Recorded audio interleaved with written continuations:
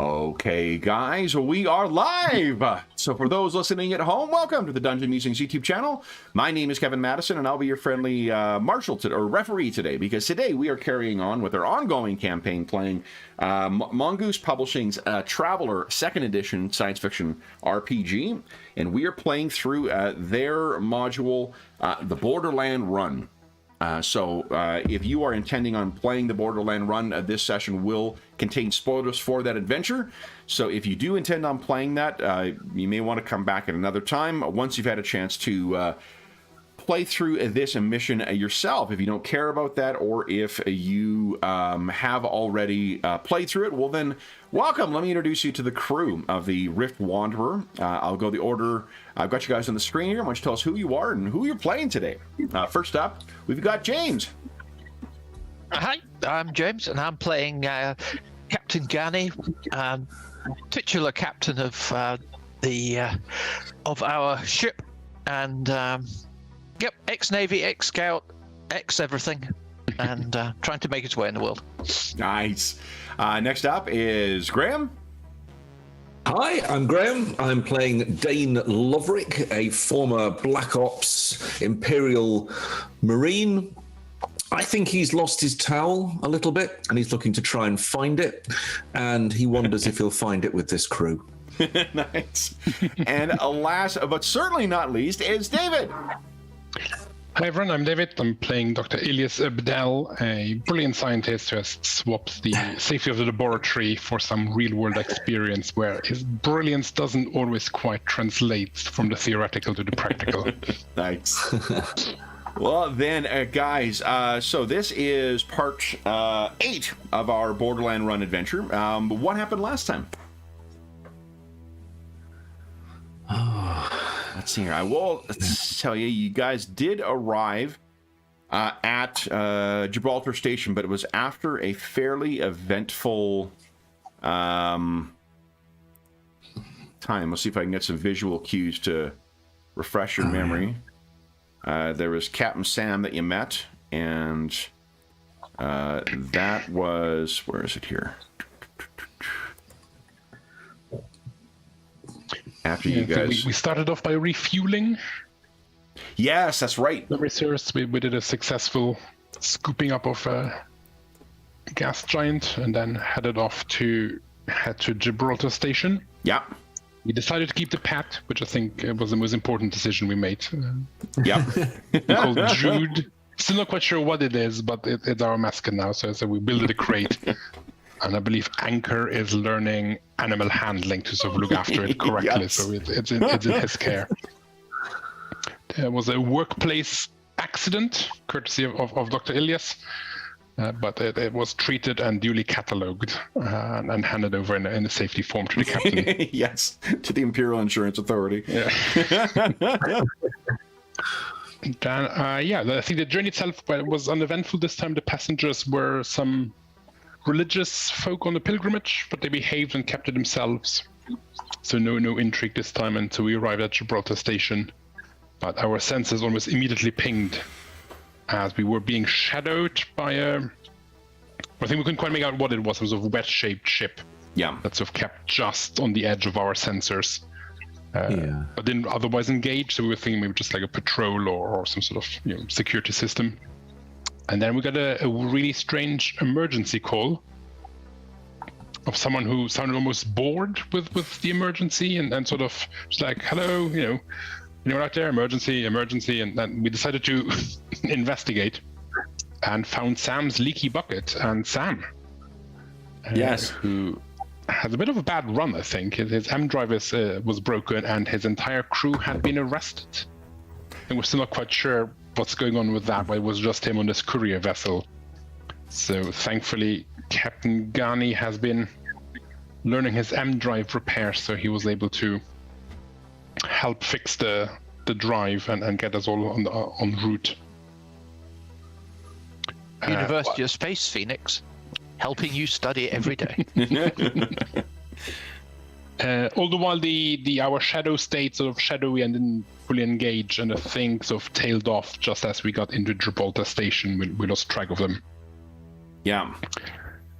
And then Captain Sam warned us about sort of, these arrests, and apparently they're not uncommon. And when we got to the station, we also went our separate ways for a bit of R&R. So some of us went to more cultural events, some of us went drinking, some of us thought companionship, and we learned a few things about. There's a whole don't scoop from this giant gas giant or else, and there's maybe a pirate problem. And trying to decipher my notes here. Sam had some insight, or at least had a feeling about the passenger. He had people who were passengers that were working off, and one of them was working on his M drive when they were arrested. He had a feeling that it wasn't or there was something that he'd shared with you guys, with Captain Gagny in particular. Yeah, he thought they were looking for someone specific, and when they didn't find them, they were like, "Well, we'll arrest the rest of them and get them as a bonus." But it seemed they were looking for a specific person. Mm-hmm. I think your resident writer managed to not get himself abducted or robbed as of yet. Always a bonus. Yeah. But I think, Dr. Ilias attended an opera after arriving at Gibraltar Station, right? What did the rest of you guys, what do you remember about what you did with your time? We did our own cultural visit to the bar. Yeah. We got to spend time with Captain Sam and various other ex-Imperial types. Mm-hmm. Yeah, because Captain Sam was ex-Scout Service as well. So I think, and then what do you recall anything else from last session? I think Anko went and spoke to lots of Vargar here, so he went and spoke to some of them, and has been told that other ships have been boarded and had people arrested on them. So that's definitely an ongoing thing.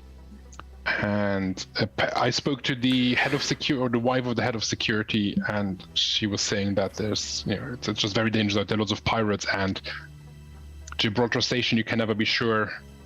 Pirates can make use of it.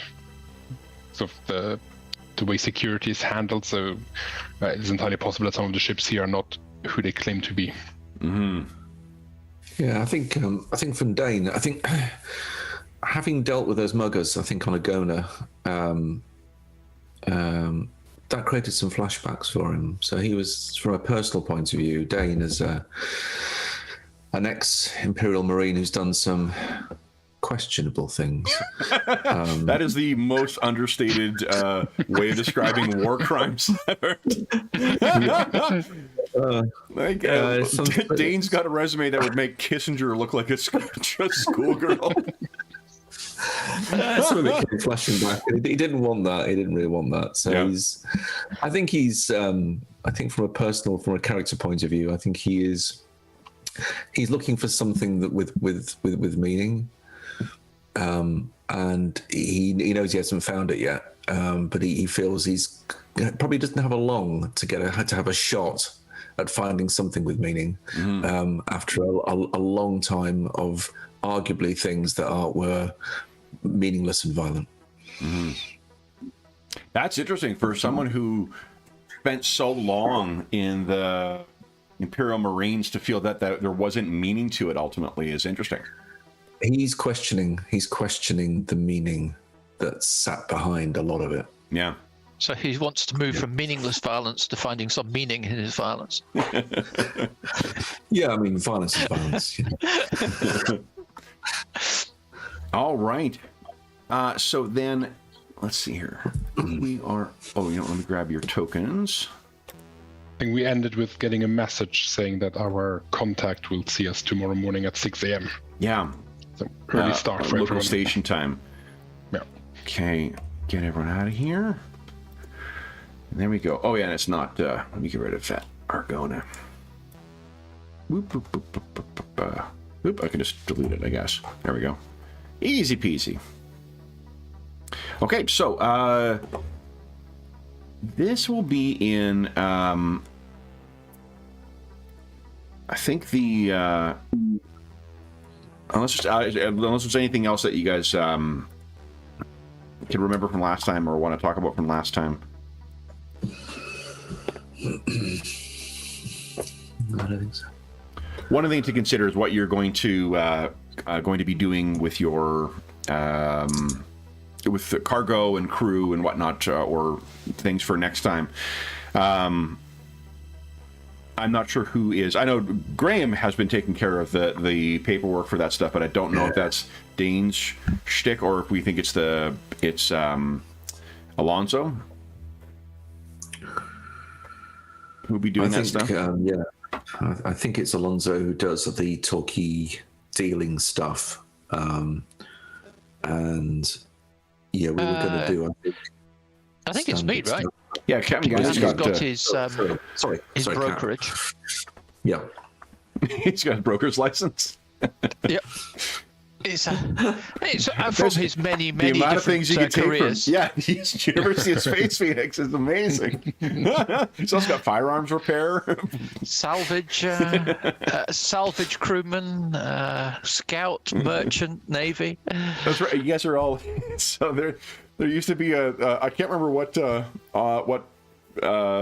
university it was, but like we would where I grew up, we would have TV from the U.S. from Detroit or from North Dakota, and I can't remember what it was, like DeVry or something like that. But they would have the advertise like, "Hey, you can take these things at home," and one of them was firearms repair. It's like, yeah, just study at home, firearms repair. Oh man. Anyway, all right. So this scene will take place as you guys are making your way back towards the where the TAS. What do you call it? The TAS hospital is located. We also need. What would you each kindly give us a 1d6 roll? Let's set your luck for the session. Oh yeah. And Jeff is hitting the links today, so. If someone else would do the honors of track and luck for the crew, that would be great. I'll do it. Okay, thanks.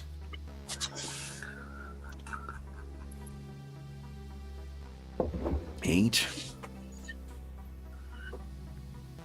Ooh. A lean slice of luck today. Okay. So, nice. Who do we think gets back first, Dr. Ilias or Captain Gani and Dane? I come back last. You come back last, okay? Oh yeah, you were drinking on your own, weren't you? Yeah. Yeah. I was just on my own. It's probably Dr. Ilias then, right? Because yeah, I would imagine. I think it's Dr. Ilias. Captain Gani stays the out opera for finishes early. drinks. Yeah, and then he'll be heading back after the cultural part is done. Sure.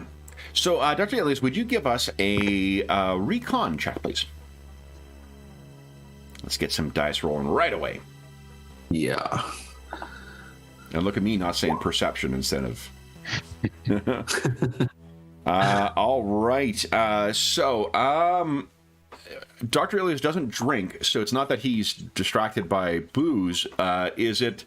What do you think? Like, are you just like looking at the Gibraltar Station equivalent of Playbill as you're walking towards the hospital? I think he'll have enjoyed being at the opera and having sort of a cultural evening, like back in the day. So he's possibly browsing through what else might be on offer, wondering how long we'll stay here and if he can fit in one more showing. So nice. He'll definitely be distracted and just in a good mood and not paying attention to his surroundings. Okay. So then. These two individuals are pretty much like right in your face by the time that you look up. And they look like this.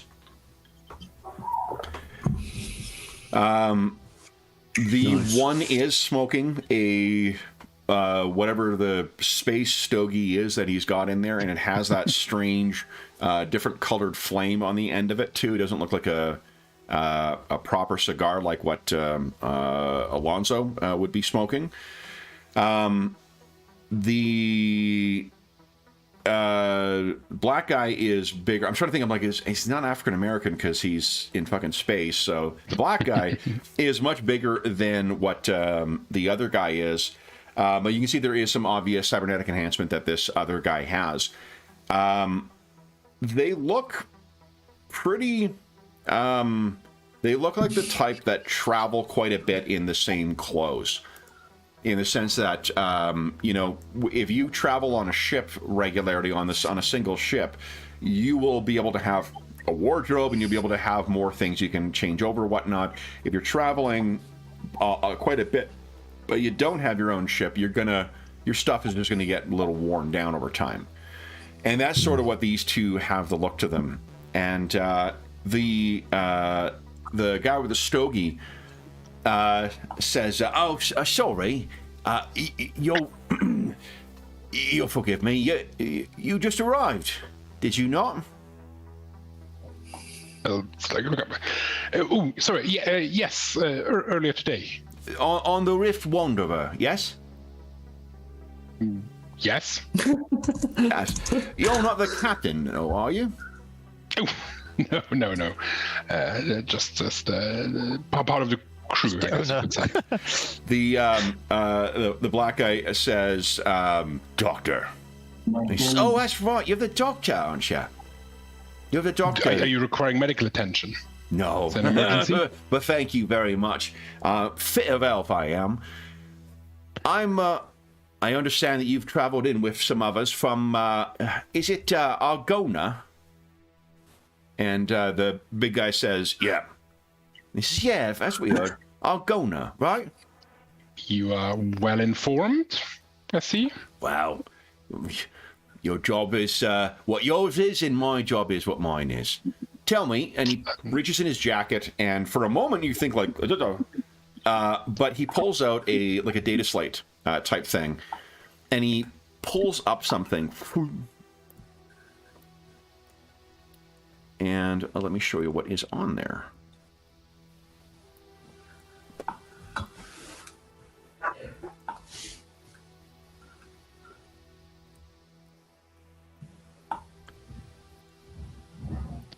Shows you this picture. Now, I could not find a specific photo to match this, but that is the person that is the focus of this photo. But what it seems to be is these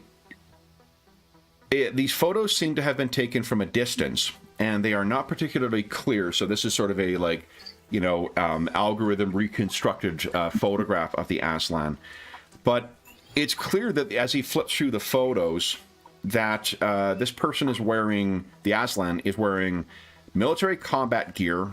They're holding a rifle, and they seem to be standing in most of these photos atop a vehicle or in some other dramatic pose, surrounded by other similarly dressed and equipped Aslan. You need not,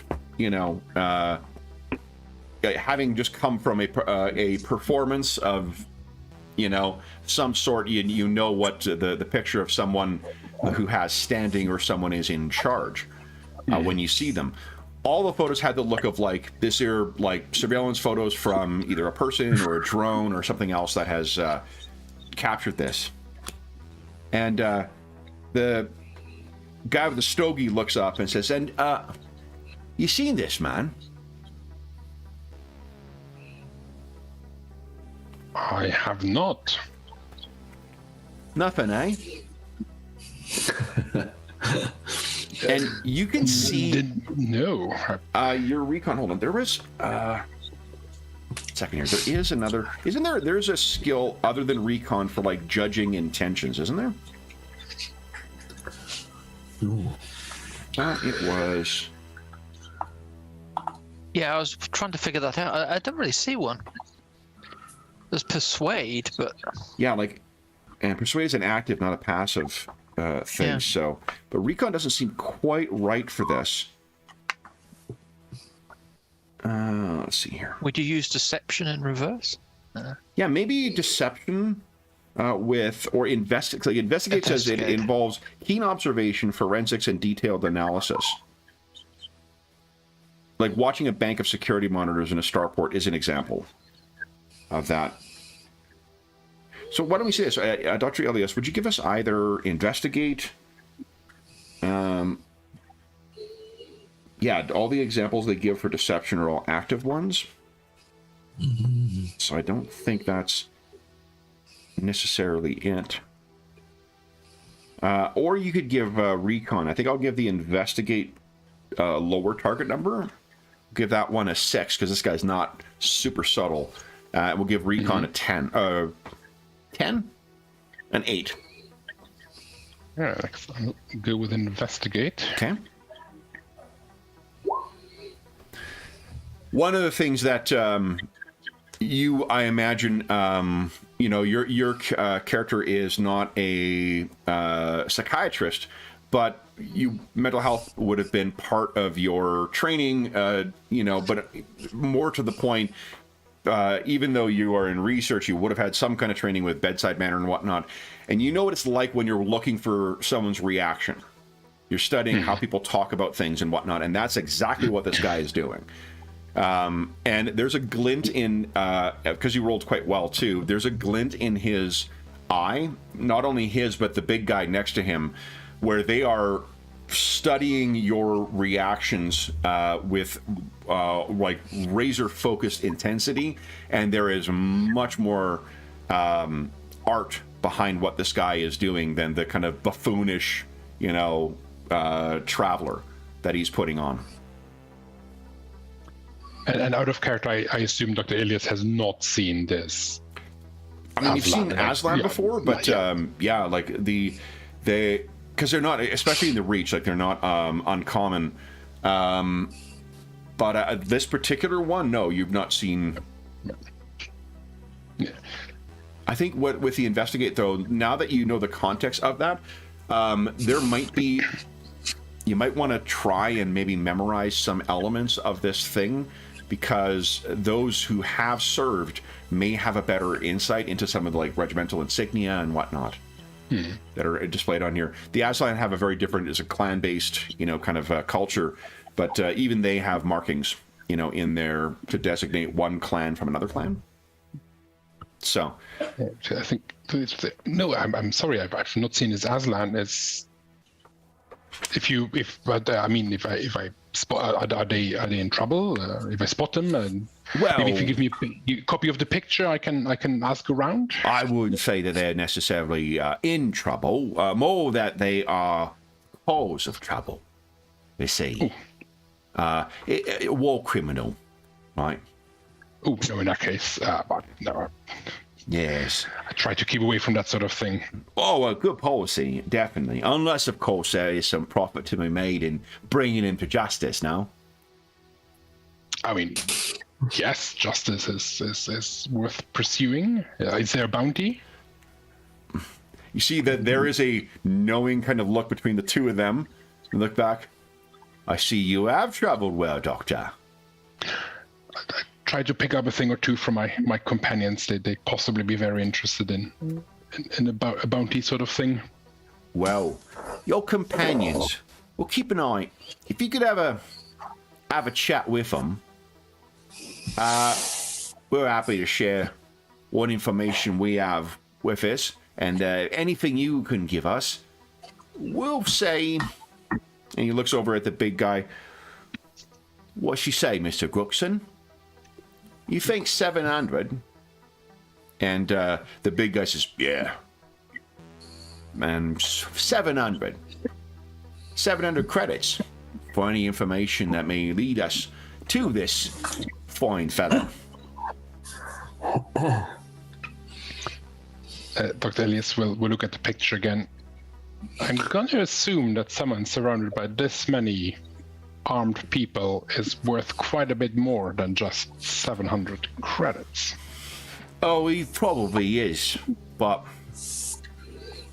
I wouldn't assume that I know how to take out my appendix, and I'd assume that you wouldn't know how to do my job neither. fair assessment. That if you give me a copy of the images, I'll talk to my colleagues. Why don't we do this? We'll swing by, perhaps tomorrow, have a quick palaver, and see what they might know as well. And he does gesture with his data slate. You hear kind of a, on your comm. There's also, if you take if you check it, then you can see that he did send you the image, the sort of like blown up one that you can see in the handout. Well, thank you, Doctor. And my name is Owen Tian. This is my colleague, Gustav Gruxon. He prefers you call him Mr. Gruxon. And he says, yeah. I believe you know where to find us. So I look forward to continuing this discussion tomorrow. Are you staying here then? He says in a way that, like, obviously he knew, and it's yeah. Yes. Well, what do you know? Will coincidences never fail to manifest? We look forward to hearing from you, Doctor. Would Dr. Ilias know whether the cigar, the weird color, is like a medical thing or drug thing, or it's a good question. Local weird brand of? Yeah, why don't you give us a like science, chemistry, maybe, or medicine, or medic in this game? Look at that.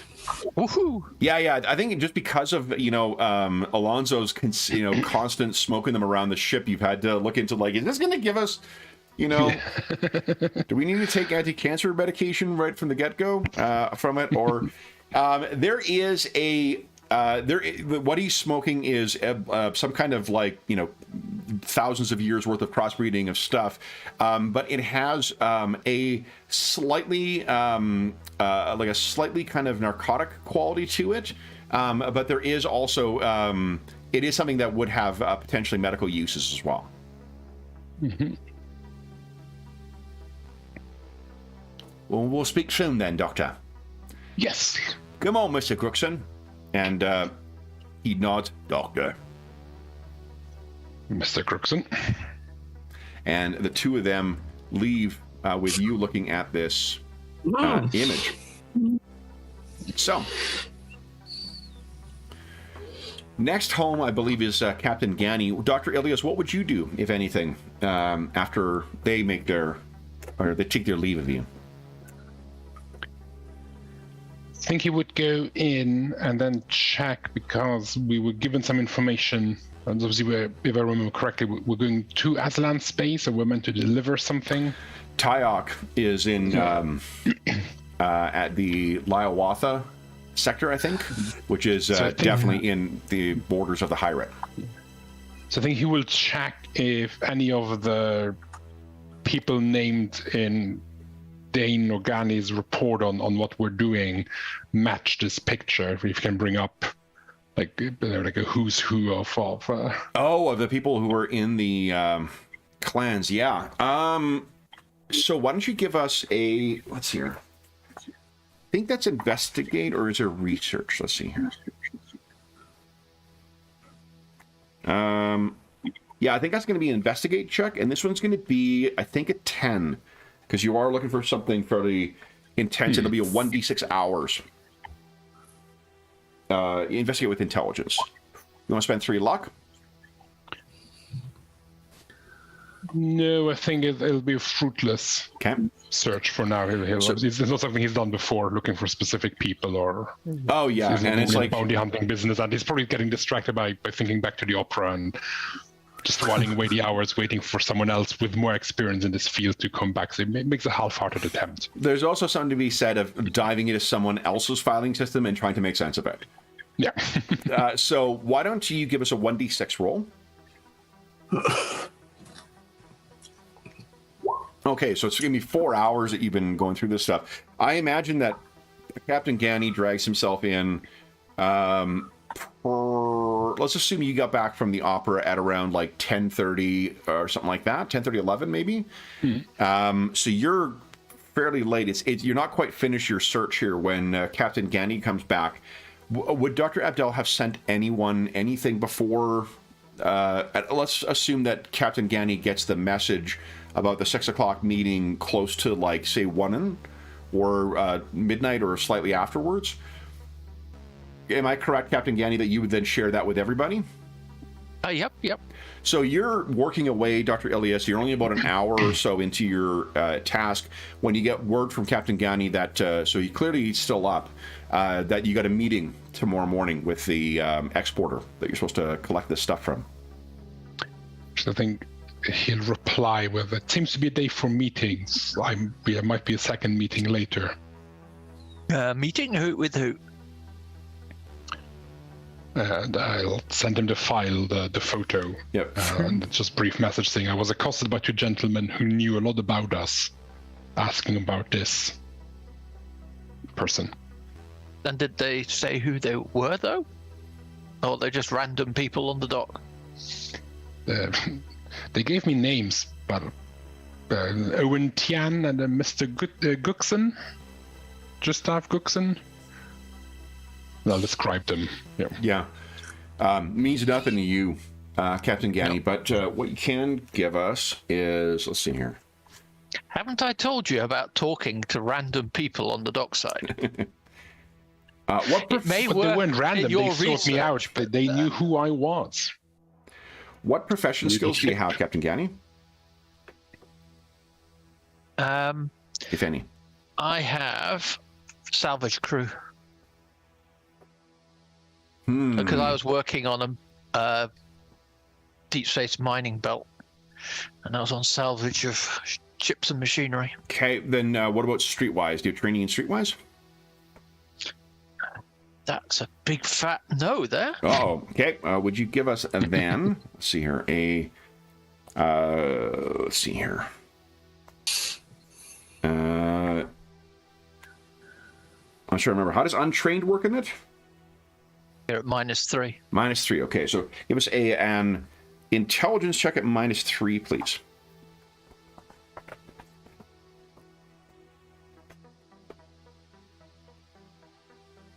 It's only 1 off. You want to spend 1 luck? Yeah, why not? Okay. There are different kinds of... This could be, I mean, obviously bounty hunters, right? Like that could be something. There could be a bounty out.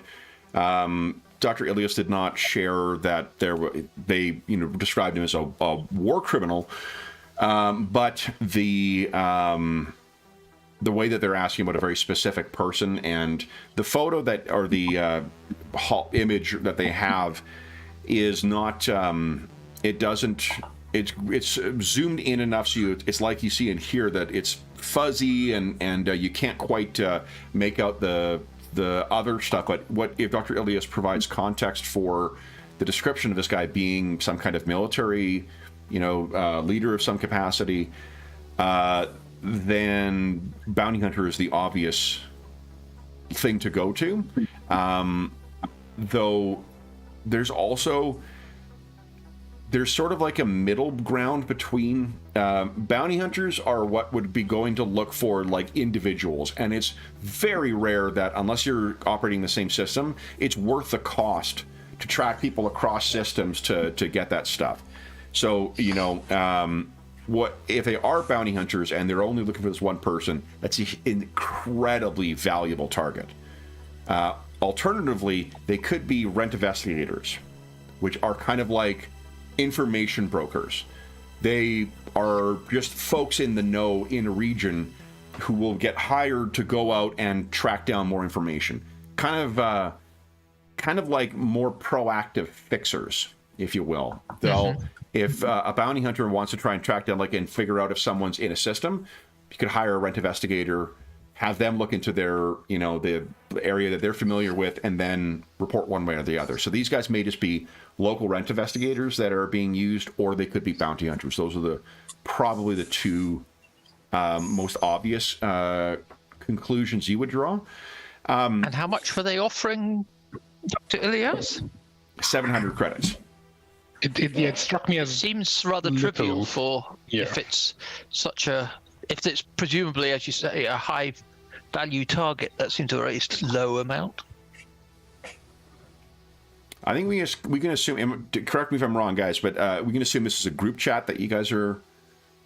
Yeah, like I mean, so Dane, you're getting all these messages while you're sitting at the bar as well.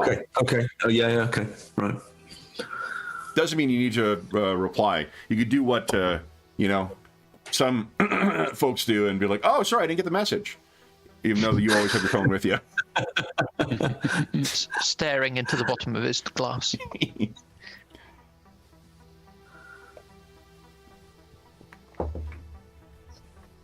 So a conundrum. Well, it's less the money. It's less even the target. What's interesting is why they're so fixated on us. Exactly. Because it doesn't. They really want. They really are. I mean, for chances or whatever they are, for 700 credits. Why are they wasting their time so assiduously? Interesting. It's almost like we've got a reputation. I hope not. That's what gets me. We're not going to meet them, are we? Doctor, did you say they were coming back? Yes, they said they would meet us tomorrow. They're keen on talking with you. I assume someone is a bit more knowledgeable about these things than myself. Oh, joy. Yeah. It's all very suspicious. I've not heard the names, have I? The names I don't recognise. The names you don't recognise, no. No. Oh, that's good. Okay. Well, all right. We can waste some time with them if you like.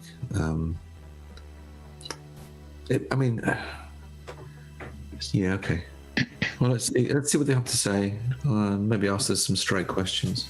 Well, you're meeting with. Oh, go ahead. I'm sorry.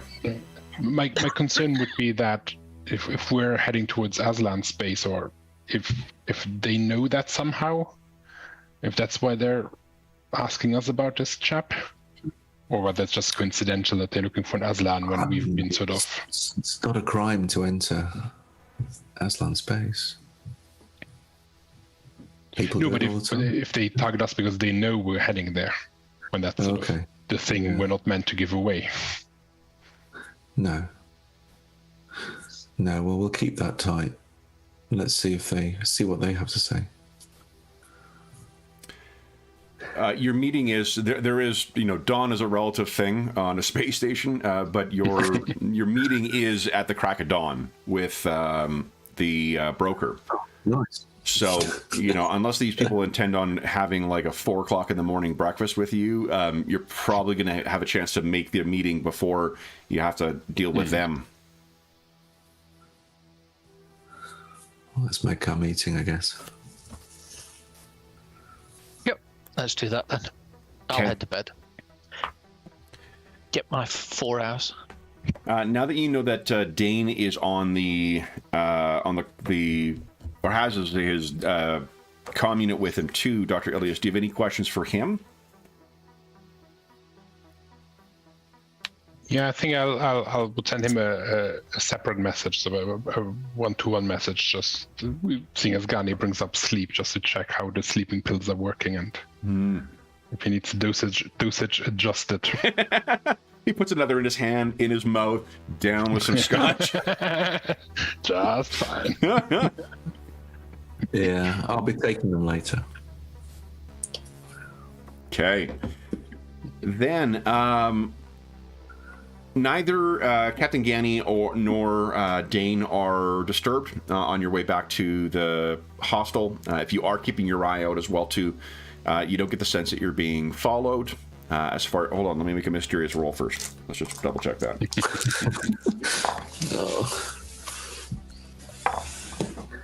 What are your respective recon bonuses, Captain Gani and Dane? Oh, -3. Minus big one. -2. -2 and a big 1. Okay. As far as you know, nothing. Yeah, nothing. You aren't followed as you make your way back to the TAS hostel. Morning comes a little earlier than you would like, and unless you guys have anything else you wish to do. Reminder as well that handguns can be carried on Gibraltar Station, because it's law level 4, and hand weapons, but there will be plenty of places like the bar where you have to surrender them. How are you guys planning on making this meeting?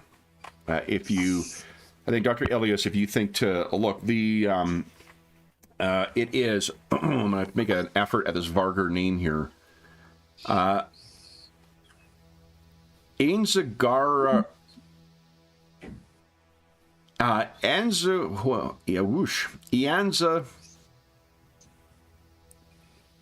Bido. Ianza Arg O'Rear. Wait, no. Ianza Arg Zoriar. Ianza Arg Zoriar is the name of the freight and brokerage thing, all more easily known as ERB. I was determined to get my tongue around it at least once. But your meeting with ERB is actually in kind of it's not like the wealthy part of the station, but it is in a more prestigious, or a kind of prestigious part of Gibraltar Station. This isn't the sketchy smuggler, courier service. This is a legit, transportation place. So, okay. How are you guys planning on dressing, and what are you planning on bringing with you?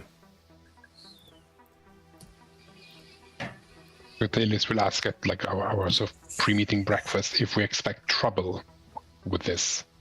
Seems to be a nice part of town. It's in. Not assuming anything. I just wear my normal sort of normal workaday uniform and no weapon. Okay. What is your normal uniform? Is it something comfortable that you're going to be wearing all the time on the ship, or is it like a, non-aligned uniform of some sort? Oh yeah, sort of a non-aligned. It's not ex-Navy or anything like that. Okay. What about Dane or Dr. Elias? Could I? Yeah. So I'll be really casual. Probably, sort of like standard sort of fatigues. You know what I mean? And probably old combat boots and fatigues. And he'll just, and if the station temperature is reasonable, then he'll probably have his fatigues open slightly, sort of revealing just a very plain sort of like white vest. Okay. And he'll have like dog tags as well, sort of just round his neck. Okay. So Dane is the space survivalist. Kind of. On which note, incidentally, I think Dane would want to get a handgun. Okay. So anything that you have in the core rulebook is available at a 20% markup. Okay. Would that include the CSC update? Yes. If there's something from the 2022 central catalog, you certainly can grab that too. There's something you had your eye on? Okay. He's going to take a heavy revolver. Oh, I will say the whole tech level though, you'll be restricted by that. The tech level is only 5. It's only. Oh, hold on. No, on the station it's higher. Because that's we talked about this before. Tech level should be, I think, the same as Argona. Argona has a tech level of 9. Okay. Yeah, the planet itself in Uran is backwoods scrambling. Here on the station, you're going to have access to anything 9 or less. Okay. But if it's just a revolver you want, I mean, I think that's it's easily doable, right? Yeah. Let's see. Ooh, antique rifle. You want a Jessail rifle? Is that what they're called? Jessails? That's the Afghani snipers, isn't it? The Jessails, yeah. All right. Okay. Yeah, it is. They're apparently not only incredibly accurate, but they're they're heirlooms. So the stock ends up getting all this stuff kind of carved into it, like it's a piece of art. Same thing with the barrel. Nice. Yeah, 9 gets you like an accelerator rifle, so I think you're good. Snub pistol is an 8. Revolver. Where is it here? That's a tech level 4. It's a very Deckard looking like pistol. Yeah, most definitely. Okay. Well, I'll trust you to get whatever you're going to get. And Dr. Abdel, what about yourself? What are you dressed like? I think it'll probably be a sort of understated, but maybe bespoke tailored shirt, blazer, and trousers combo in like blue color. He likes the color blue, so a bit of different shades of blue that also match perfectly, but it's quite sort of understated. Yeah. It was casual, but well dressed. The idea you guys meeting in the hallway, Dane and Dr. Elias are looking up at one another like, all right. Showing us up as usual. All right. Then when you guys make your way back through the station itself, I think that as you get into the area, the part of the station where you're going to be close to ERB's offices, Dane, you kind of realize that you're getting more attention than, not for the gun, but more so the way that you're, it looks like you're dressed to invade the station, more so than relax. Yeah, I can't help myself there. It's just the way. Not at all. And I mean, so long as you stand like a half step behind Dr. Abdel or Dr. Ilias, it really looks more like you are his bodyguard than anything. So that could just literally be the case anyway. Yeah.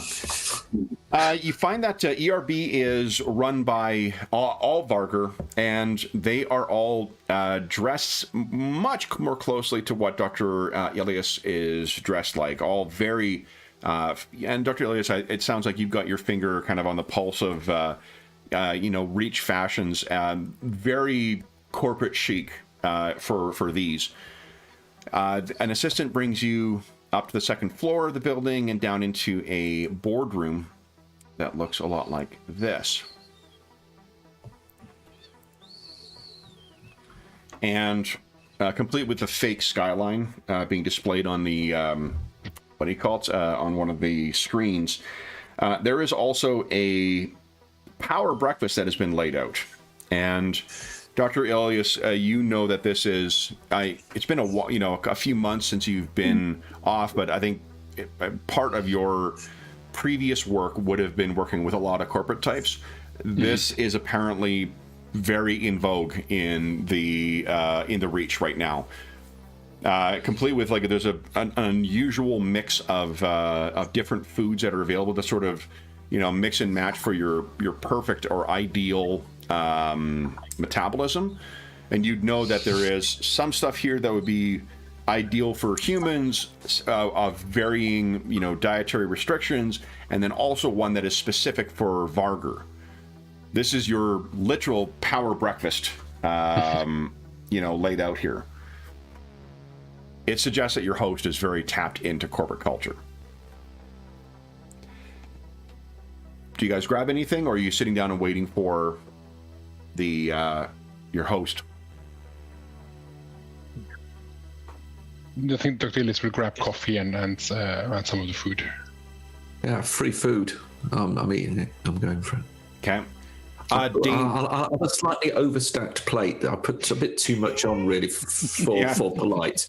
It's just you do that waiter thing and have two of those small little plates with this stuff. Yeah, that's right. Dane, your handgun would be taken as well at reception. Okay. That's fair enough.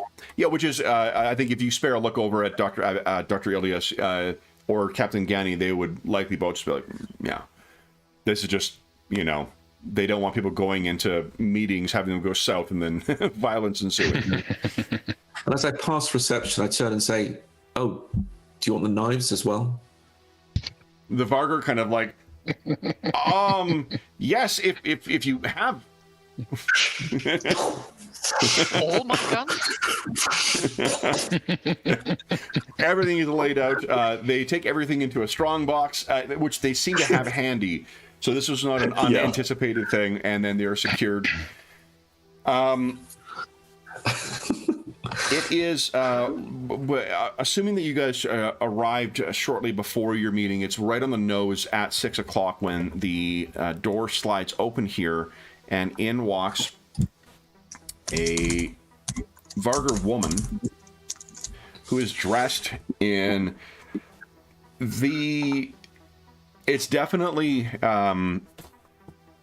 comparable, not quite as nice as what you have on, Dr. Ilias, but it is definitely an effort to try and keep up with the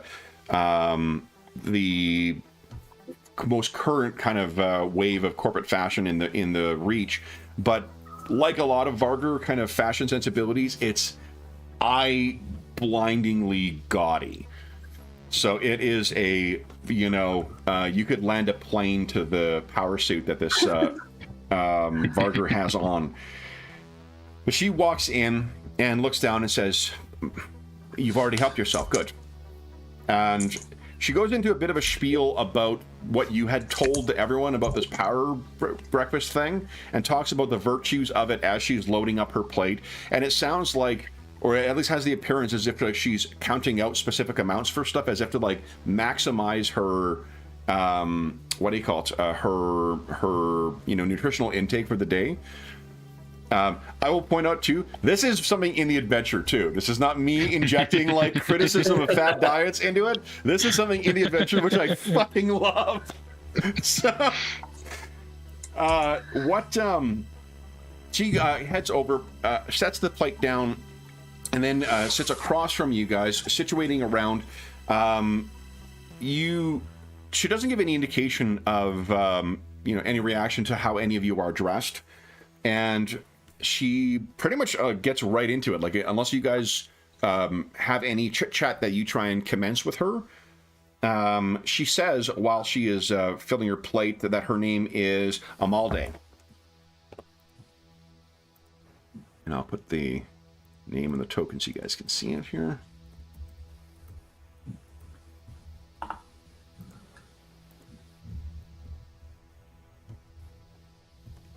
She, while she's filling up her plate as well, would ask if you need assistance in making selections for your food.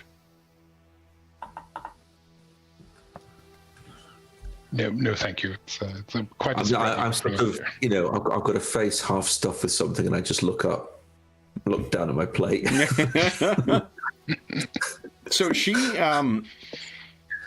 brings her over, walks over, sets down a folder with, looks like some stuff printed out on it, and it's on that kind of repurposable plastic, or whatever, space plastic.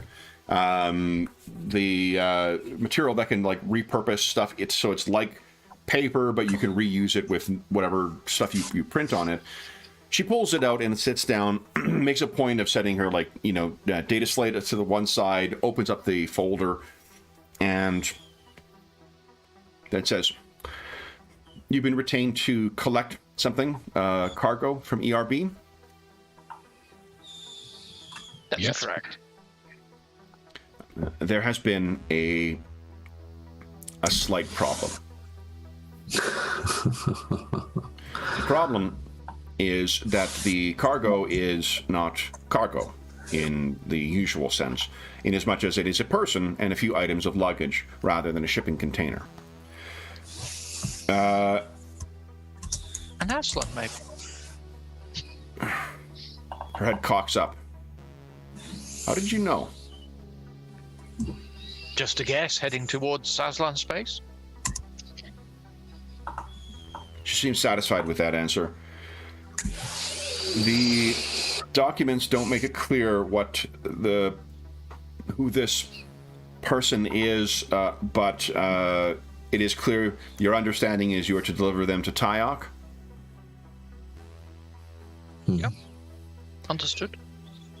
And really, there is no difference between delivering a person and a shipping crate, other than the shipping crates don't get themselves deported. The cargo was involved in a fight recently, and seriously injured at least 2 others with some kind of bladed article. Although a case was made for self-defense, the station's administrators ordered the individual to be deported. I take it you have none of you are from Gibraltar originally. No. And it's our way, the administrator's way of dealing with troublemakers. They are deported. They are held in the departing areas, and the first ship out is paid to transport them to wherever they are going. The first ship available, it appears, was a cargo barge bound for a planet or a destination called Hernan's Claim. Presumably, they are still there. Their luggage is still in the holding unit at the docks. The paperwork you have should suffice to collect the luggage. So, Hernan's Claim is an in-system flight away from here, and your paperwork should be able to collect the luggage. And she seems to act as if that is the end of things.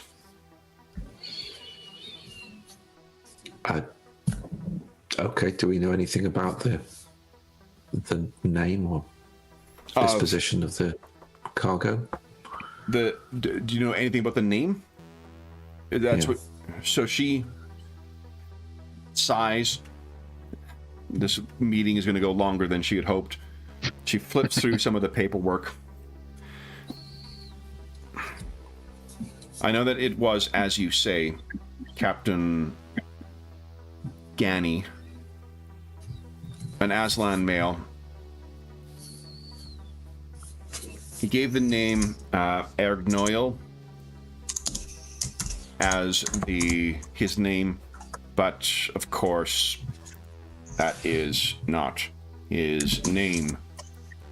And he kind of looks at you both, all three of you, as if to say, like, you would, or she looks at you as if to say, like, you would understand. And when it isn't apparent, I take it that none of you three speak Vargr, right? Nope. No. So, Captain Gani, you don't speak Vargr? Nope. Okay. So when she realizes you don't understand or don't know what she's talking about, I was led to believe you had a Vargr on your crew. None of you? She shakes her head as if to... It doesn't matter. Ergonoil is a Vargr word meaning a long and dreary road. So it is... While Ergonoil is the only name I know him by, I am certain that it is not his real name. He arrived a few weeks ago aboard a mining ship and initially kept his head down other than contacting me to arrange for discreet passage towards the Hyrit. Payment was... She seems to be looking over something secured. And then Ergonoil got himself deported. So the cargo is both here and not here.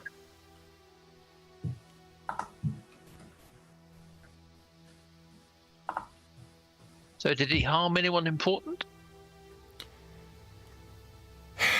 She sighs and goes back to her paperwork. Does not... It appears as if this was most likely a botched robbery attempt. Dr. Ilias will try to remember if either Owen or Mr. Guxon showed any signs of bandages or bladed injuries or comported themselves in a way that would indicate a recently acquired Yeah, that's injury. a good question. No. If you that, I'm assuming you don't need to make a roll for it. You're a doctor. I'm assuming that's one of the things you would have been looking over. No signs of obvious injury, and it's not like the cyberware was a recent addition to deal with things. Probably wasn't them then.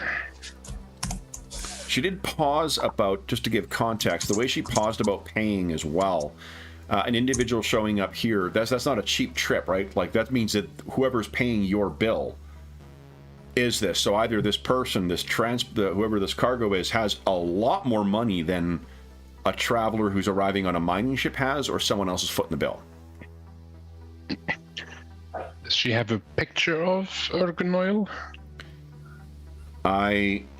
She looks through. I do not.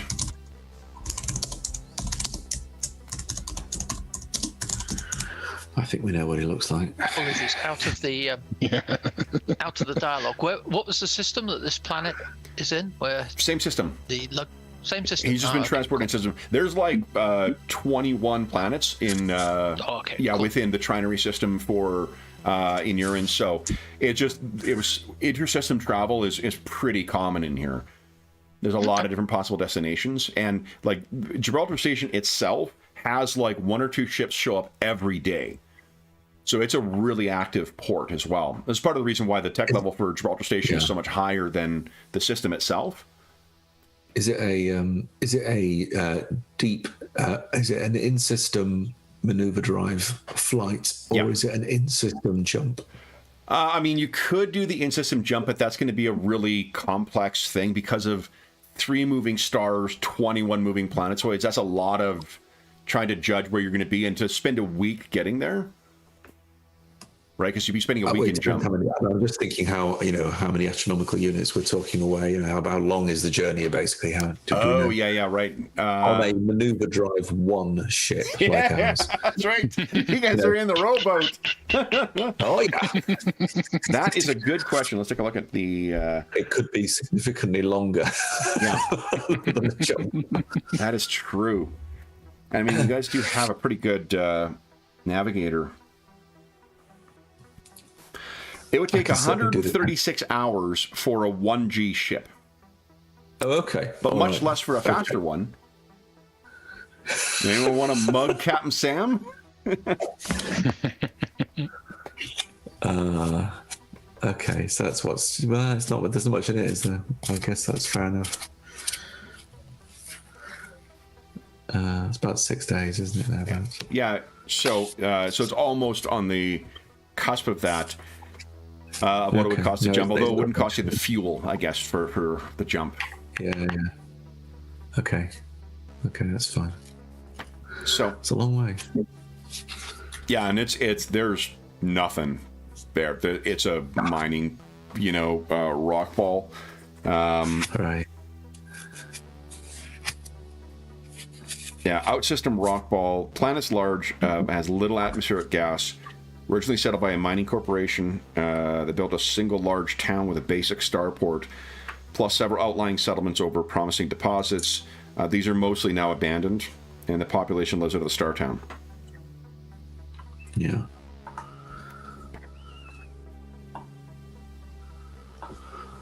Do you guys have any other questions or comments for Amalde?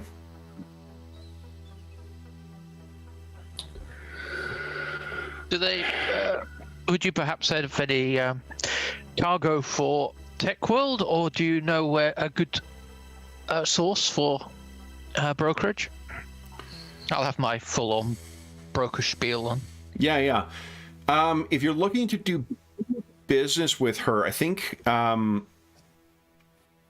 don't you give us a broker check? Let's see how good of an impression you give on her. I was going to say, because it obviously looks a lot less suspicious when we're traveling with cargo. Yeah. Apologies. Mapping away. Okay. Broker. To get a success, and that's probably 2 luck, and to get more, however much more you get over 8, will give you a bigger bonus on your finding cargo rolls. Shall we use a couple more luck? So that'd make it, unfortunately, say 4, just to get a good cargo? Or do you want to be more prudent? So right now, if you spend 2 luck, you'll get +1 to your finding cargo roll. If you spend 3 luck, you'll get +2 to that roll. If you spend 8, you'll get +3 to the roll. I mean, how far can we afford conquer rather than freight? 3 max, right? Shall we? Yeah. I mean, you could try it. You could try it. I mean, I'm not sure how much cargo. Are you talking Shall speculative we cargo? spend the 1 then and just Yeah. chance ourselves to the dice? Spend 2. 2. It's Okay. 2 to Spend get the 2. +1. Yeah, sorry, 2 to get the All plus right. 1. Yeah. Okay. Yeah. Try it, Cap. All right, See so how you go. if you're asking about that, she will get into the, it turns out she does know more about the contract than what she's willing to say at first. And when you get into business talk with her, she's much more interested in that and does have some good insights into local station kind of shipping stuff. So if she wants to, she knows that you're on a 4-month timeline to get this delivered to Tyok, which you are 1 week into right now, almost 2, and but she's happy to try and arrange what she can to try and help you out, as far as there's a profit in it for her in ERB. Excellent. Then hopefully we can do business. She asked, now that you've got a little more, you're talking her what is of interest to her. She says, how did you know that the cargo was Aslan? My understanding... Well, like I said, since we're heading towards Aslan space, then that rather made sense. Give us a deception roll, please. Oh, good.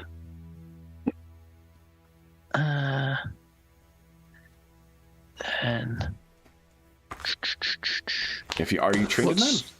No, so what's the skill will be intelligence. Intellect -3, tremendous. Yeah.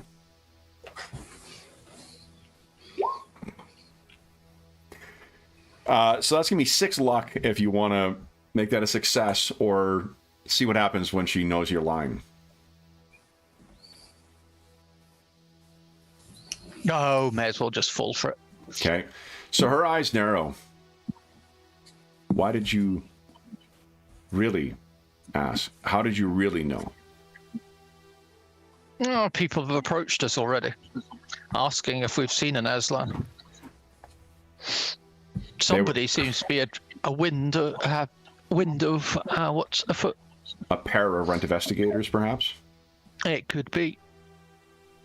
I had a similar encounter.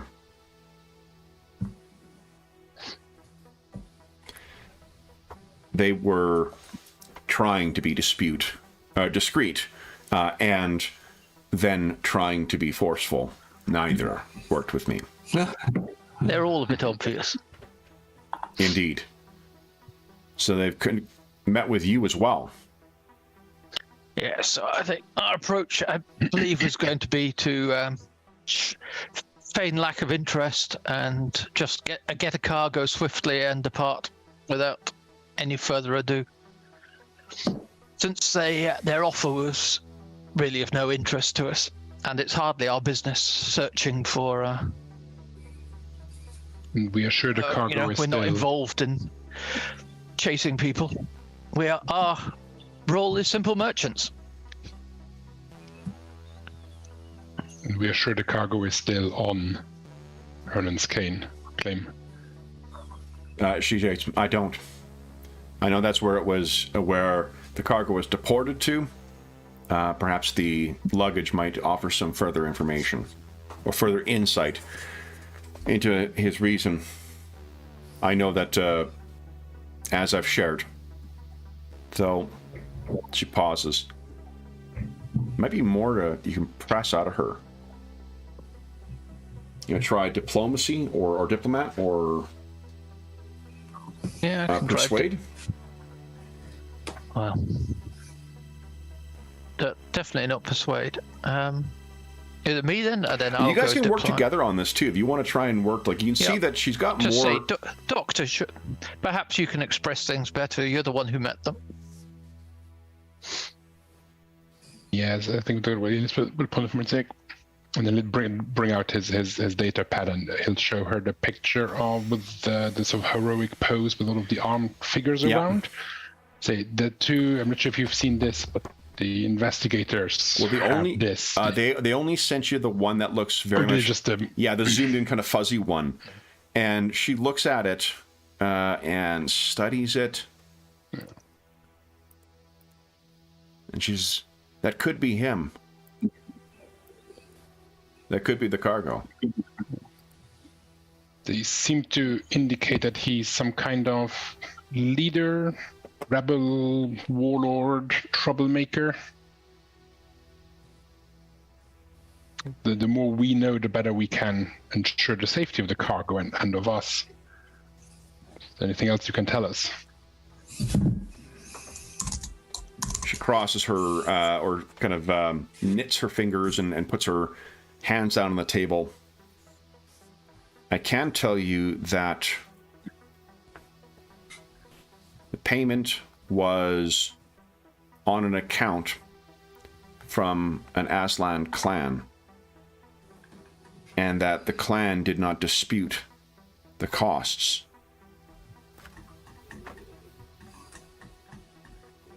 Given what you are being paid to escort the cargo, that is an extraordinarily high price to pay for simple passage. Yeah, that wasn't lost on us. If this person is someone of value, it is to more than just your rent investigators.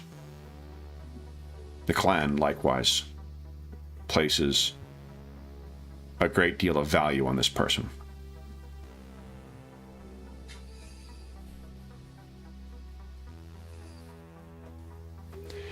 Yeah.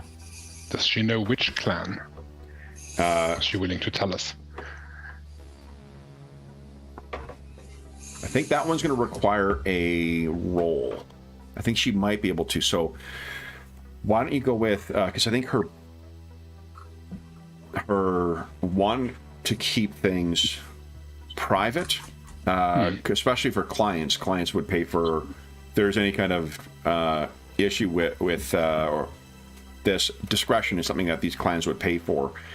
But it's something also where, I could see there being an argument for potential, if you are successful in delivering this package or cargo, then that might elicit further work from the clan. So it's not immune to it. I think it's going to be a persuasion roll, or persuade roll for this, and we'll set the difficulty at 10.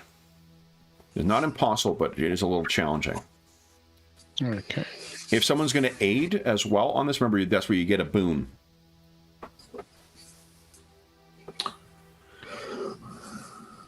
Captain, are you aiding? With the -2, I'm not sure I can. Oh yeah, if you're not, let's see here.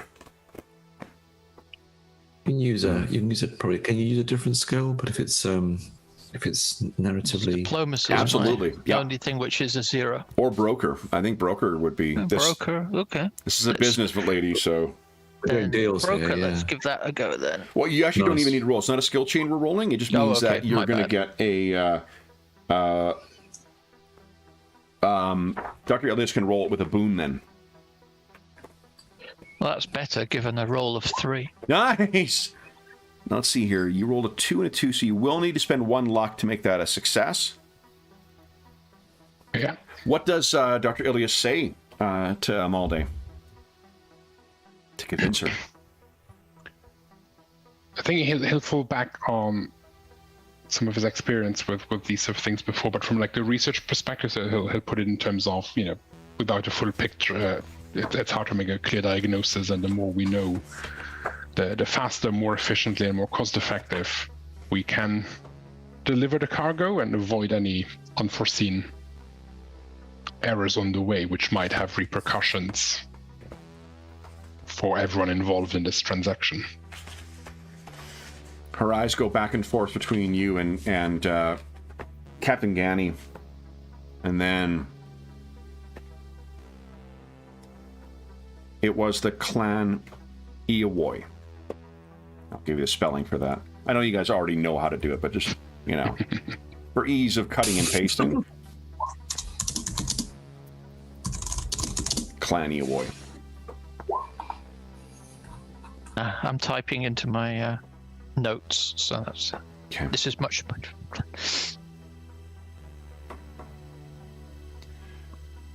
They are an extremely influential clan on Tyok.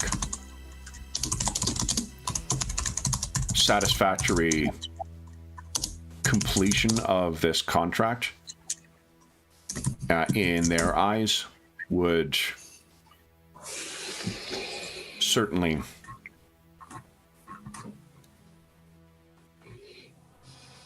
be beneficial for future dealings. Dane, all you're thinking of right now, and maybe Captain Ganny to a degree as well, is that, like, hold on, didn't we hear a bunch of military ships are being redeployed to the border? So, like, trade's probably not going to be flowing, you know, if a war kicks off between the Imperium and the Hirat. But we'll do well, better at the non-existent trade. Yeah. Mm-hmm.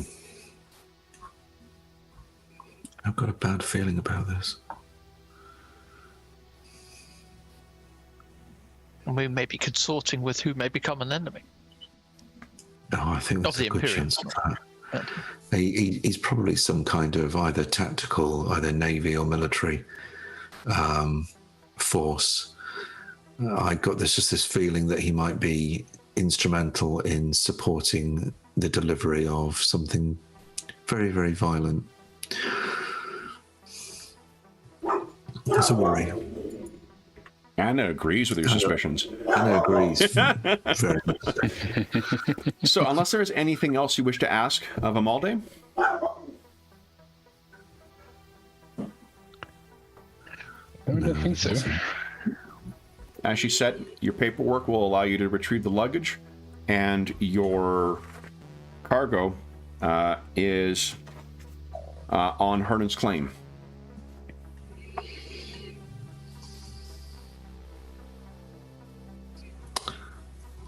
Yeah. And she times the ending of the meeting with her finishing off the last of her power breakfast. And she says, please,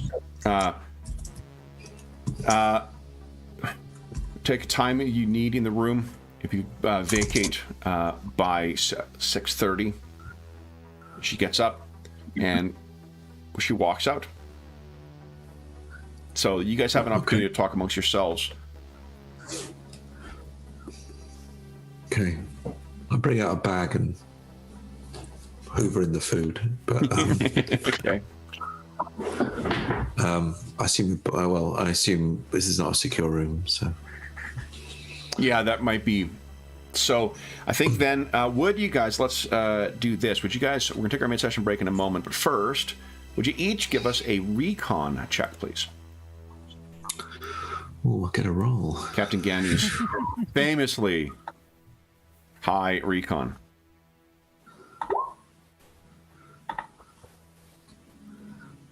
Okay. So, as you guys are walking out, Dane, you were the first to spot them, and then very quickly, Dr. Ilias, you see them as well through the crowd. Outside of here, about a half block down, being the most inconspicuous that you can imagine, is Owen and Mr. Grixon, seemingly watching as you are leaving your meeting. And I think that is where we'll take our mid-session break. So, nice. For those listening at home, we'll be back momentarily.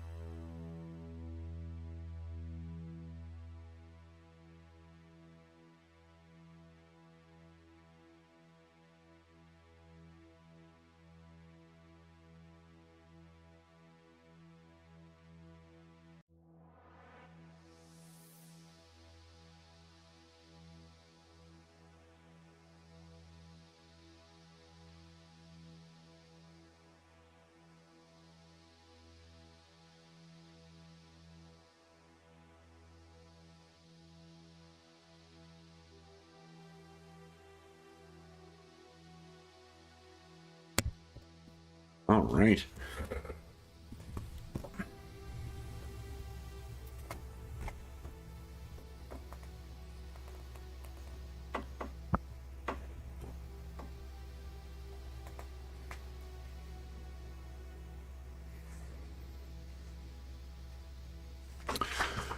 Okay.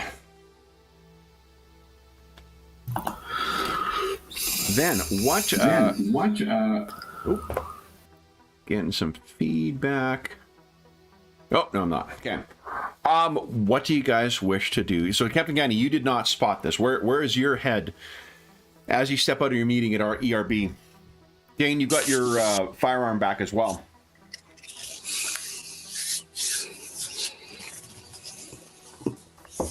Oh, I'd be thinking of these guys anyway, even if I'd spotted them. How do we get off the station? Oh, sorry, James, your mic is... Oh, sorry. I'd be thinking about these guys, even if I haven't spotted them. And how do we lose them? So, Dane and Dr. Ilias, you have spotted Owen and Mr. Grookson. What... Let me see here. I'm going to make a... I mean, I guess I will spot them by their demeanor rather than recognizing who they are. I'm not. Well, I mean, they're pretty conspicuous-looking individuals. If Dr. Abdel described who they were, 6'5", guy, and a cigar-smoking, cybernetically enhanced guy, they stand out. Yeah. Okay. And I think Dane and Dr. Ilias, you look over and you're trying to, maybe, Dane, if there is a doubt in your mind as to it, Mr. Grookson hits Owen and points in your direction, and then Owen looks over and kind of takes the cigar out of his mouth and doesn't make any effort to move, is just watching. Captain Ganny, you maybe at this point, you didn't roll so poorly that you're like oblivious. So you maybe get out and you're thinking about, the other people looking for this Aslan, and you notice that Dane and Dr. Ilias are both staring over and further down the promenade, I guess, not a street, at something. Friends of yours, Captain? Who are? I'm over there. And if all three of you are looking over, I think Owen will look over and... Yeah. My acquaintances from last night. Never seen him. The guy's on fire. All right. Do we have to walk past them? No, not at all. Okay. You could if you wish to, but you certainly don't have to. It depends on where you're planning on going next. To collect luggage, you would need to go...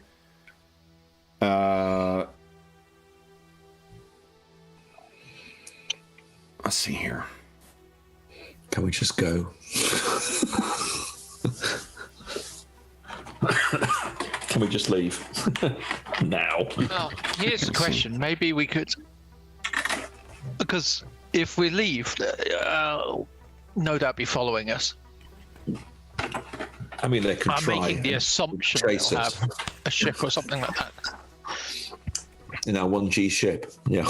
Exactly. So I wonder if maybe we can get help from Captain Sam.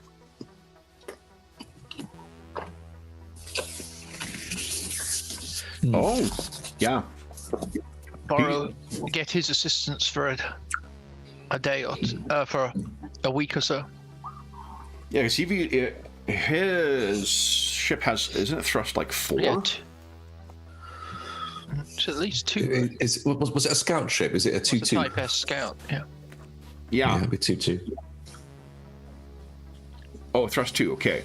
So that halves the time for you to get there. I mean, you do have to then step on that Sam's leaky bucket again. Yeah, but I'll be okay with that.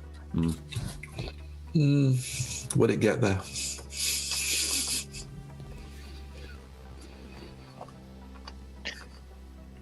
So it is. His luggage will be at Gibraltar Station. There's like not like a lost and found, but like something equivalent to that. Yeah. For that you can collect your luggage from.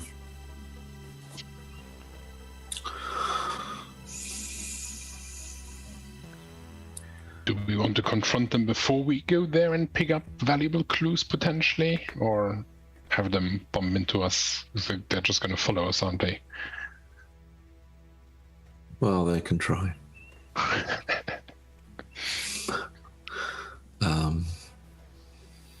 Okay, I think my job is to watch them while you get on with the mission. And I'll deal with them if necessary.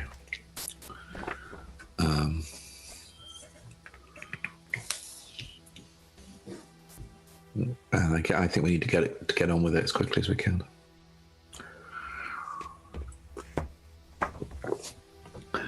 So what do you guys think?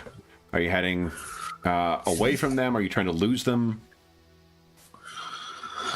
Confront them? Here's the scenario. We'll have a little huddle. There's probably like a, the equivalent of like a, soy calf street cart kind of. Yeah, yep. Sorry, soy calf. I was reading a lot of Shadowrun last night. So quite right. Let's get some ramen. One scenario is I go with Captain Sam, pick up the cargo, meet you near a jump point, and you lead them on a wild goose chase in the meantime. Because Sam's ship is so much faster, we can get there and back while the time, sadly, the Rift Wanderer is just making its way out to a jump point. And that may throw them somewhat if you just head out at a leisurely pace towards jump. Sure. That's one idea, anyway. I don't think I put the spelling in.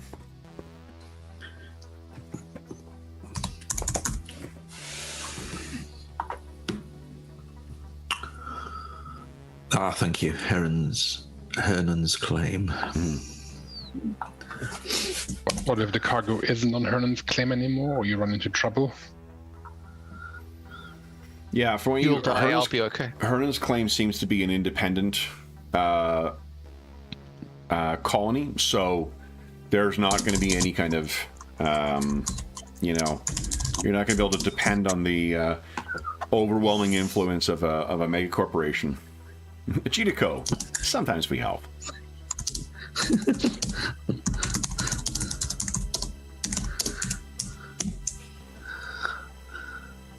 I guess there may be more to Sam than it meets the eye. You'd be very surprised if there was, but he may be able to handle himself. I guess the other issue is that this system is, Gibraltar Station itself is sort of has a bit of a reputation as a, pirate haven, and with 21 different, planetoids in here, 3 different stars. Lots of traffic coming in and out. It's definitely a place that is active, or at least has an active pirate community. That's not to say you're guaranteed to run across them. Space is very, very big. But if you do run across them. Yeah.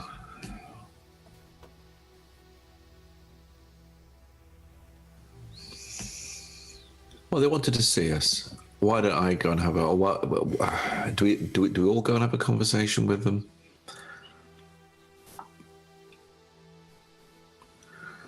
Well, there's the question. Do you want to try the Sam thing? Because if you're going to go and have a conversation, that'll keep them occupied.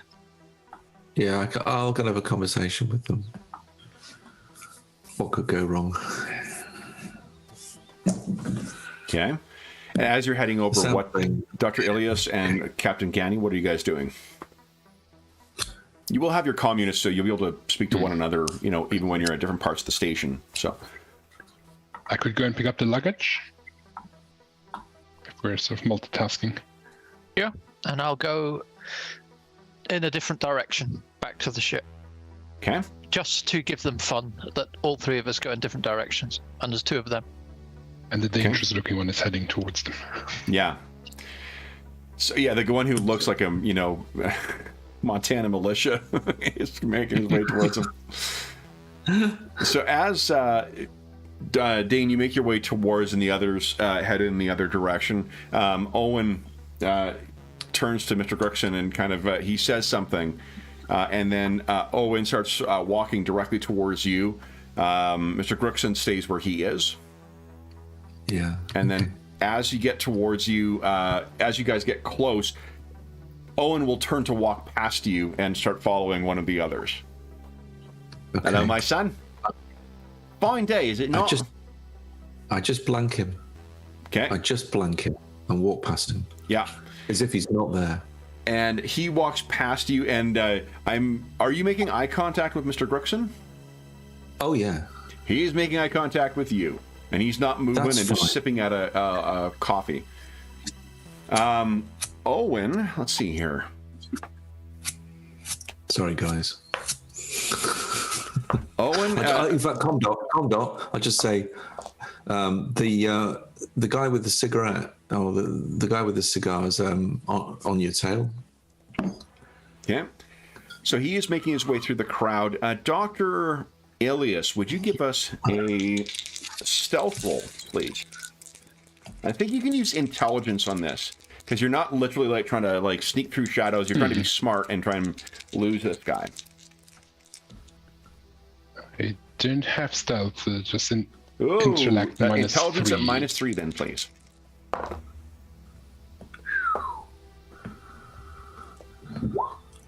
Oh, there's not enough luck on the table to make that a success, I don't think. Okay.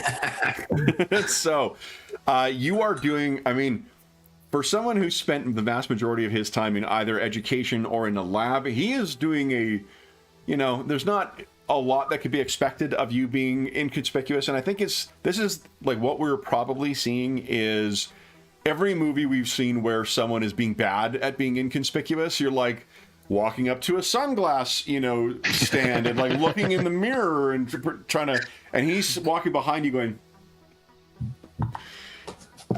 so he is keeping his, you're not going to be able to shake him unless, so you either have a choice of getting the luggage or heading back to the hostel, I suppose. That will take, let's see here, let's say it's 1d6 times 10 minutes before you sort of realize this. Dr. Lewis, would you give us a 1d6 roll, please? So it's a half hour of this cat and mouse kind of thing. Turns out it's more a case of like cat and lifeless chew toy because you're very easy to find. But Dane, let's go back to you because you're walking up to Mr. Grixon. Yeah. So he doesn't move a muscle. How tall is Dane? That's fun. The thing is, Dane is not that tall. He's kind of like, I'd say he's like average. He's very average. His build is very, very average. He's very quick. Yeah. He's a fairly average build guy. He's working on it. But, so what's average, like 5'11"? I'd say he's 5'11". Let's call him 5'11". That's Okay, so height. this guy's got a half foot on you in height. So you tell us what happens as you walk up. He's not going to move. He's just going to be keeping a look down at you. Oh, okay. So he's standing. Okay. Okay. I just walk up to him and I just say, "Who the fuck are you?" He looks down at you. I'm Mr. Grixon. No, that's not what I meant. Who the fuck are you? He leans in. Who the fuck are you? I asked the And question. he sips his coffee. Give me an answer. You can give us let's see here. I think it's a persuade. I think intimidation, it falls under persuade. That's it. I'm no good Yeah, at this. intimidating is an opposed thing. But you do get to use strength, though. You use strength that's not very good. or soft. Okay. No, that's fine. It's just not really my thing. I'm better at blowing people up. Okay, so I'll go. Oh. It makes no difference. I can go in intellect. It's going to be a 0. It's going to be a 0 It's based strength or sock. Oh, or sock. Yeah. I'll go strength, but it makes no real odds. And it's a -3, yeah? Oh, because you're not trained in it? Trained in persuasion? Yeah. No, explosives. Okay, go right ahead. Okay. I rolled a 12 for his resistance for it. So, Okay. I think you may be trying to be as... in fairness to Dane, you generally don't see, like, in his previous life, you would not see him coming until you are so aware that he is there that you're likely dead. So the middle ground of this of bantering and threats and stuff like that's not really his wheelhouse. No. For Mr. Grookson, it is absolutely his wheelhouse. He has an extension built on to that wheelhouse in order to store more of his wheels. So he just stares down at you, and like there's not a single indication in his expression as he is slowly sipping away at his coffee. And then glares down at you that he's going to give an inch of information. In which case, I just say, "You've told me everything I need to know," and I'll turn and go. Okay. You get to about the equivalent of about like a quarter of a city block away when he's going to start following you.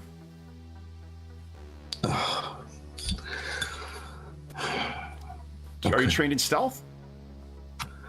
Yes. Yeah. All right. So ditto. I think strength or stealth and intelligence is probably, unless you're thinking like you're genuinely like running through places and trying to hide. I think I will do. Yeah, I'll turn into Tom Cruise and just run very fast. Oh, nice. Yeah, that's gonna be great. Okay, so the I tell you, this is a non sequitur, but I just I watched the YouTube algorithm recommended the season 3 of True Detective. There's the scene where the American Indian guy gets attacked by a bunch of things, and the actor is fucking 6'3", 6'4" dude. And there's a scene where he just sprints and runs, and like you would not expect a guy that big to move that fast. That's gonna be the situation with Mr. Grookson. Is just like you're like, oh fuck. So give us a. Do you want me to roll first and tell you what you're rolling against, or do you want to roll and then we'll roll separately? I don't mind. Let me make a roll. So Okay. I'm initiating this sort of stealth and dex thing and making a run for it. Yeah. Let's just see what I get. Nice. Okay. Nice. Excellent. All right. Good one. So then that actually beats me by 1. So why don't you give us a 1d6 roll? It'll tell us how many minutes.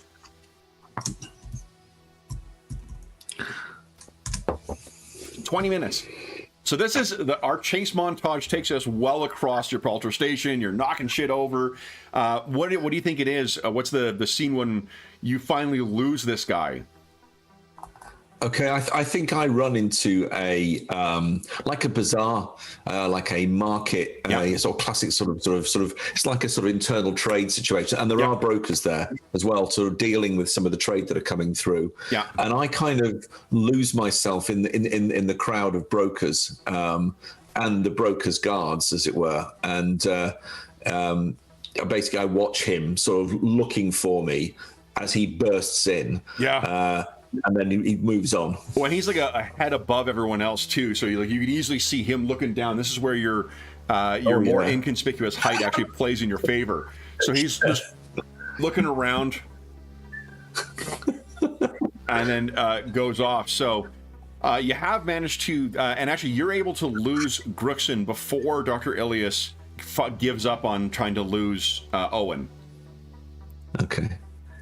I'll message through that the big guy is I've lost the big guy. And this is, I think, when Dr. Ilias, this is one of your like sunglasses, like, oh shit. You try and lose him on an elevator, and then he's able to catch the next one, and half an hour into the so 10 minutes after you got the message from Dane that he's lost him, you realize like you're just not gonna be able to shake Owen. Being somewhat frustrated and realizing that he's out of his depth, Dr. Ilias will head back to the hostel and not go and pick up the luggage. Okay.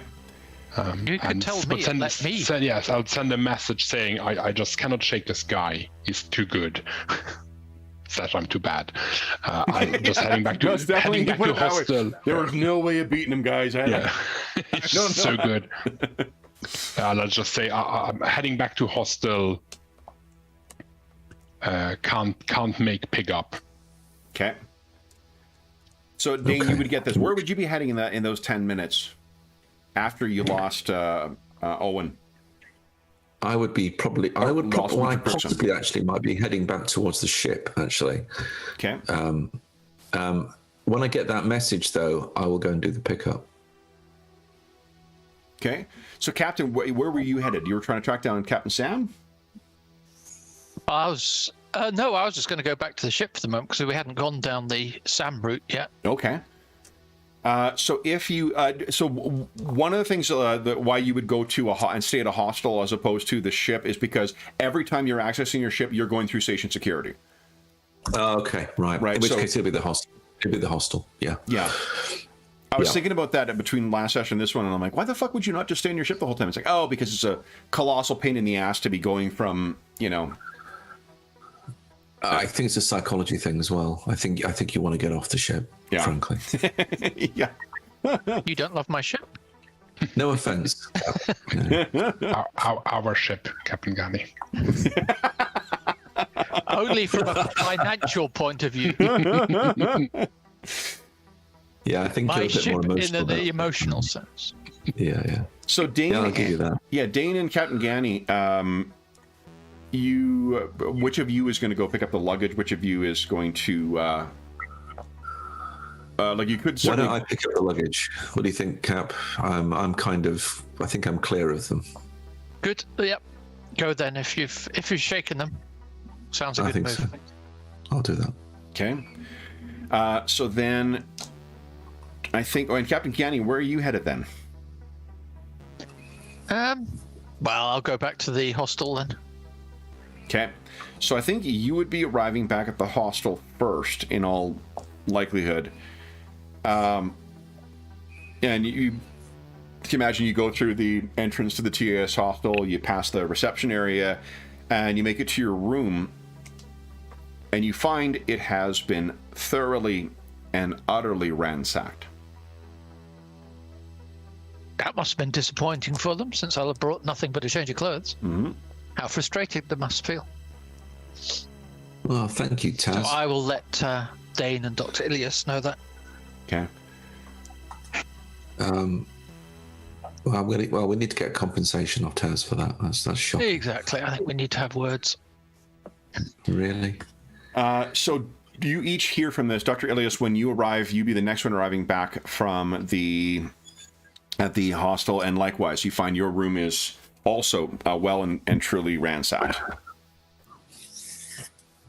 Your lovely tuxedo tossed on the ground and looks like it may have been trod on. Not intentionally. Outrageous. Yeah. Well, this might be a good thing. Maybe if there's any evidence in some way, we can get these clowns detained. Which would buy us some time. Dane, you are able to... So you hear all of this stuff. Are you still going to pick up the luggage? Yeah, I'll get the luggage. Okay. So you pick up the luggage, and your...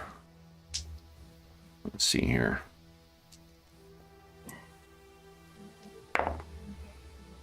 Okay. You pick up the luggage without incident. It's really just one kind of like container of stuff, right.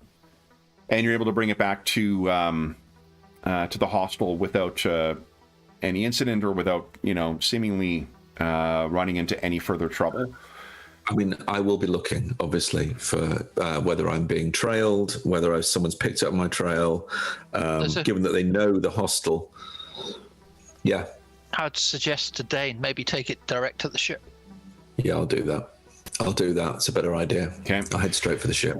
So you turn and head for the ship, and again, you got to go through customs when you're going out. Would you give us either a recon at 10 or streetwise at 8?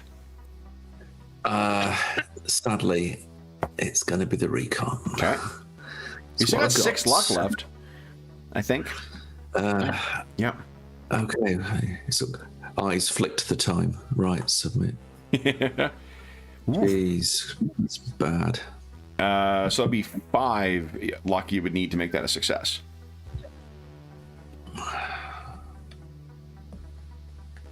Yeah. What do you think, guys? Yeah. Why not? Do you want to blow it now? Yeah. All right. In which case, Okay. we'll go for it on this one. So you went through customs when you first came on.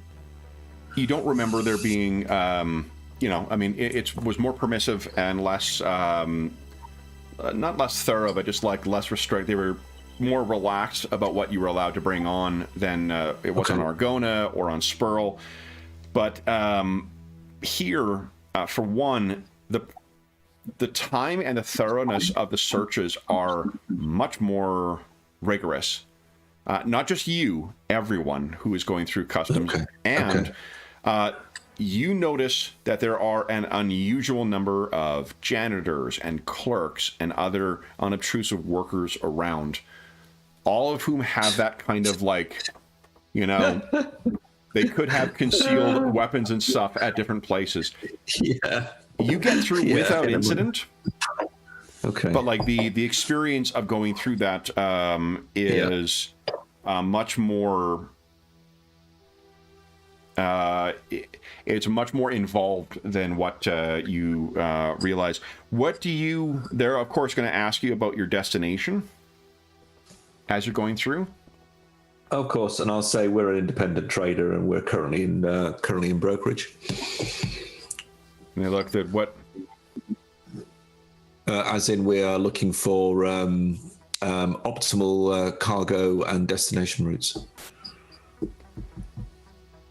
Then why are you going through customs? Because I've got a maintenance schedule to sort out on the ship. And they look at your luggage, and you're bringing your luggage on board for that? Sure am. Give us a persuade check, please. No, you see, I can't do any of this. So that's going to be intelligence at -3 or something, isn't it? Yeah. Okay. That's bizarre. They don't even let you on don't even let you on your own ship. I don't really get it. Oh no, it Okay, doesn't so mean you're fine. not going to go on. It speaks to the thoroughness of the search. So they do Yeah, the thoroughness. They do thoroughly search your thing, and what you find in the that's in the containers, there are a fair amount of clothes that quite obviously only fit in Aslan, Yeah. and these are yours. No, passengers. You have an Aslan passenger. We think we have. Yeah, this is a cargo. You have an Aslan passenger, and you don't know where you're going.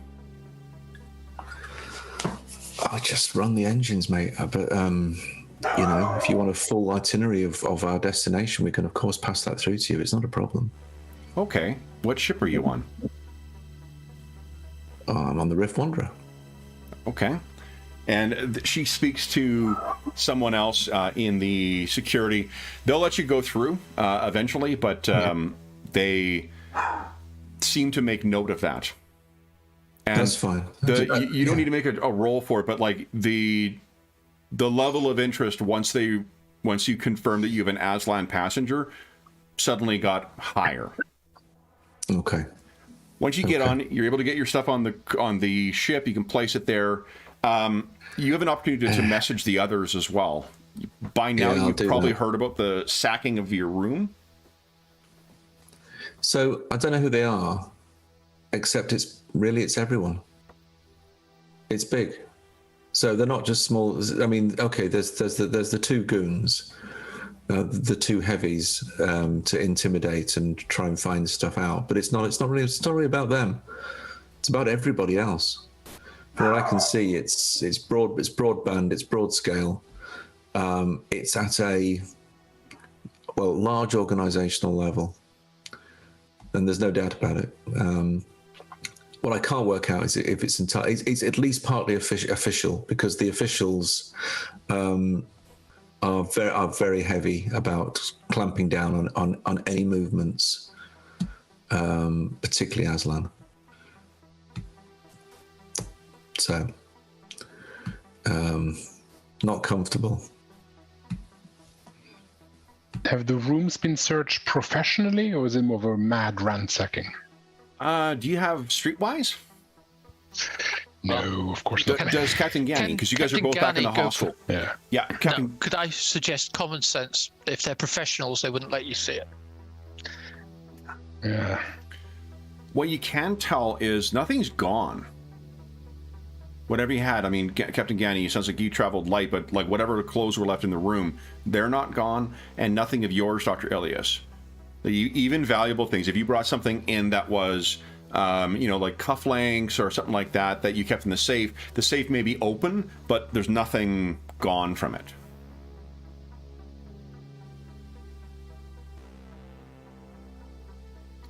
Captain Ganny, you are trained in Streetwise? No. Oh, you're not. Okay.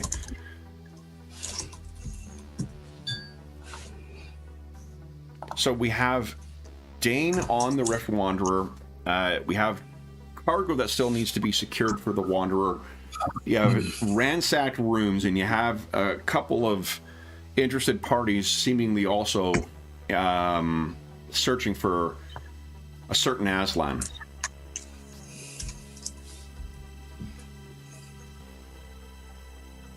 And again, Dane, like, you did not get the sense at any point that they were going to detain you any more stressful than going through security at any point. Any interactions with someone who can use deadly force on you is always going to have an element of tension to it. But the added security that you went through and the added scrutiny, it didn't seem like it was impeding you from leaving. No. It's just heightened, I guess. It feels like. Most definitely. The experience of going through customs on the way out is much worse and much more rigorous than what it was before. And again, her tone when she was looking through your stuff there, her tone when you said that you had an Aslan passenger was much more interrogative than... Yeah. And I would typically expect it to be the other way around. That's what's interesting. Mm. They want to be tight on things coming into their environment. But if you're leaving their environment, theoretically, they are less concerned. That's 100% accurate. It feels like it's flipped. Yeah. Interesting.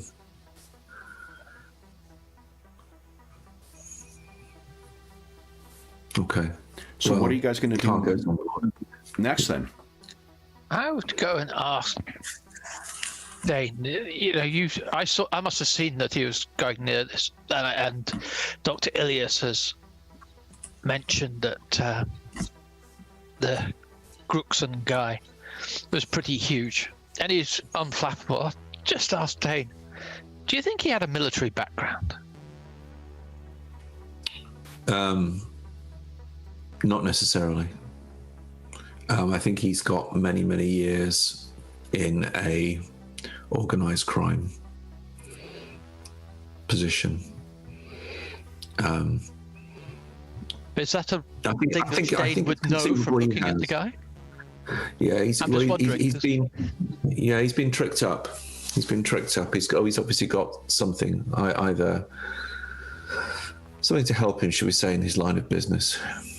Well, the one guy, Owen, definitely had visible cyberware. It would not be unusual for someone, particularly if they suffered injuries or whatnot, to have other kinds of augmentations. They are in the core rulebook, after all. The reason I ask is whether there's something to do with the Imperial military involved there. It's conceivable. I don't think I could tell. Unless you think I could, Kev. No, there's nothing.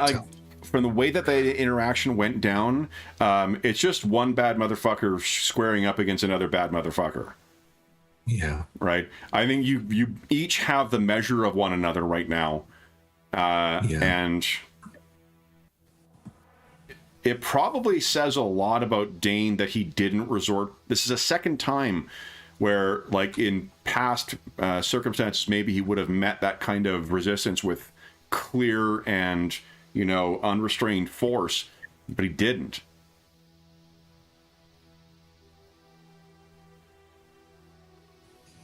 Yeah.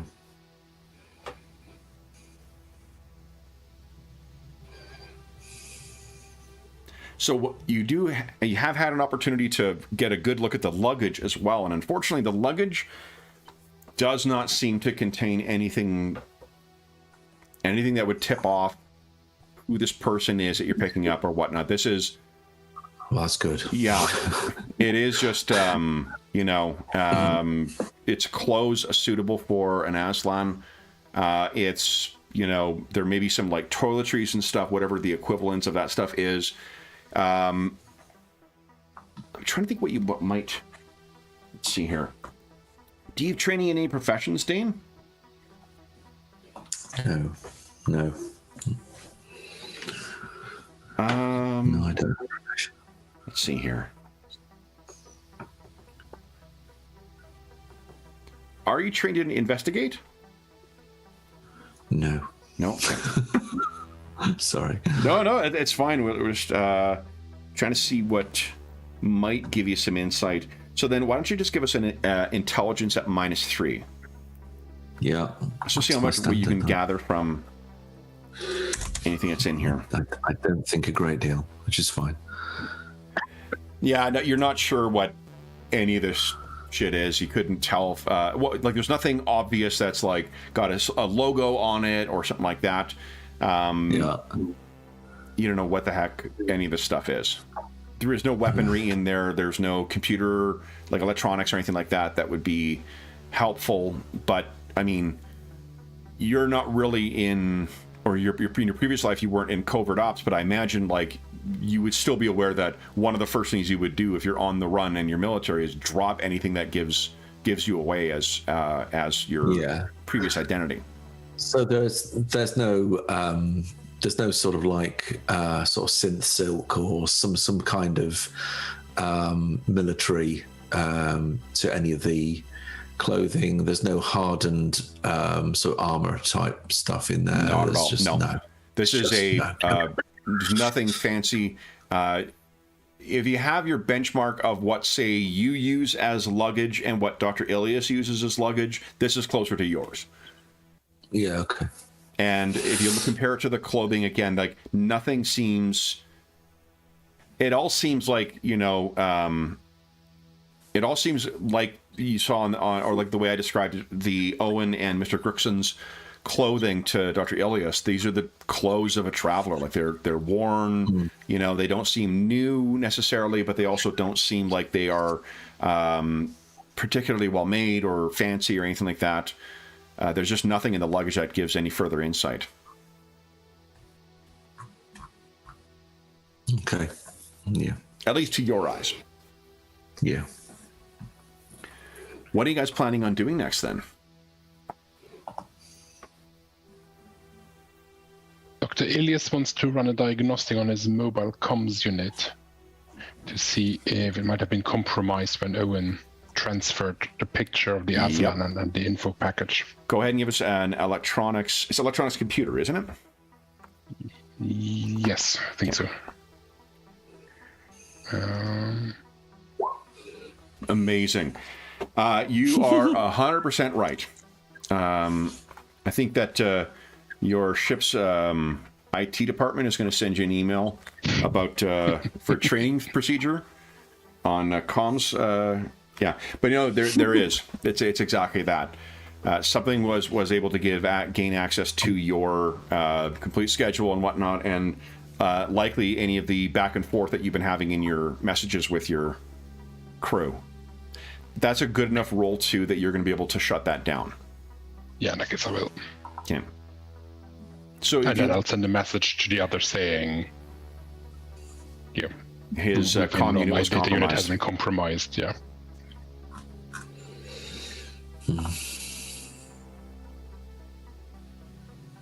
Great.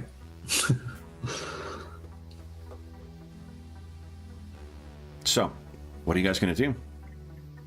Captain Ganny is in... Well, let's assume both Captain Ganny and Dr. Ilias, you guys are in Dr. Ilias's room.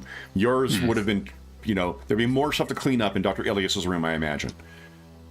And then you have Dane on speaker, or on whatever, on your comm unit.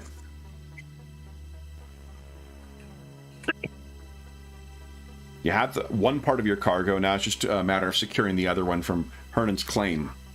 You also need to sort out cargo. You need to sort out, although, I mean, they did suggest to not bring passengers. That probably makes more sense now. You also need to refuel.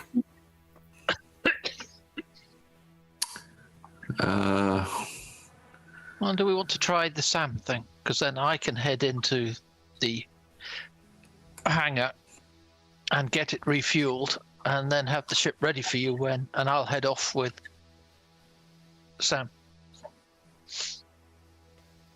What are you going to do? You're going to get unrefined fuel?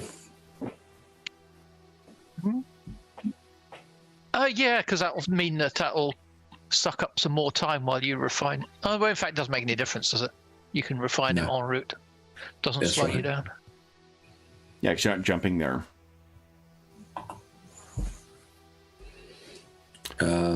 Okay, well, it's going to be mail and cargo then, isn't it? We'll try and get mail and cargo. And the plan is for Captain Ganny and Sam to go to Hernan's Claim, and then what are the rest of you? Meet at a jump point. I can leave the coordinates inside the Rift Wanderer.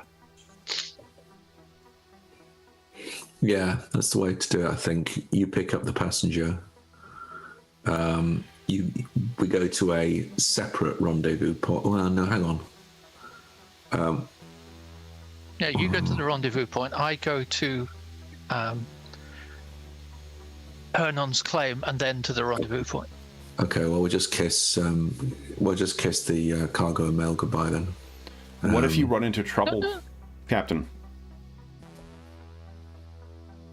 I mean, this has been a absolutely event-free process so far. Well, a Type S has got more chance of getting away than the Rift Wanderer does. So not so much that. What I mean is, when you get to Hernan's Claim, what if you have difficulty collecting your cargo? Oh, Sam looks like a tough old boy. No, it's a good point. I mean, and to be honest, the Scout is quicker than us, but it is held together with sticky tape, and it's not my sticky tape. It's maybe your sticky tape, but I'm sure it's the best sticky tape this side of the Third Imperium. But it is only a little bit faster than what we are. I can't remember. Did his scout ship have weapons? It does not. No. So I don't know. There's not a lot in it. The honest answer is there's not a lot in it. Okay. Well, then we can go, but we've got to assume they're following us. Well. Maybe we just live with that. But I wonder they've if we got a just ship. live with it. Yeah. Yeah. No, maybe let's do that. Maybe the other one's too convoluted, and plus we don't know Captain Sam will play ball anyway.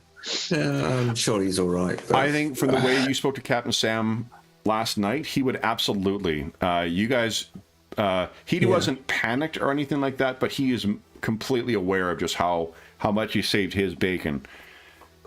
Sam would absolutely be on board for paying it back in that way. An in-system run is really nothing, too, especially with his brand new fixed M drive. So, as far as then we might be bringing him into danger as well.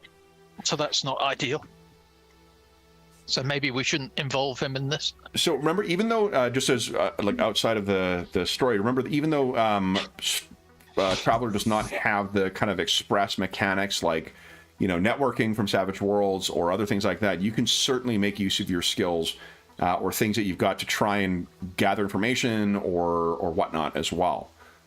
In addition to role-playing. So if there are things that in particular characters are good at or people you want to try and call on, you can certainly try that too. You don't need to feel like you're in a vacuum here.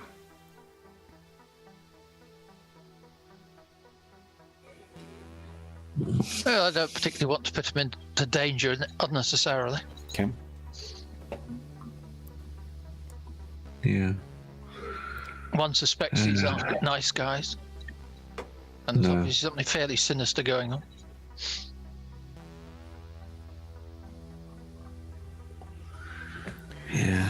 So one thing one reason I mentioned the networking things, because you guys mentioned a concern about them following him in his ship.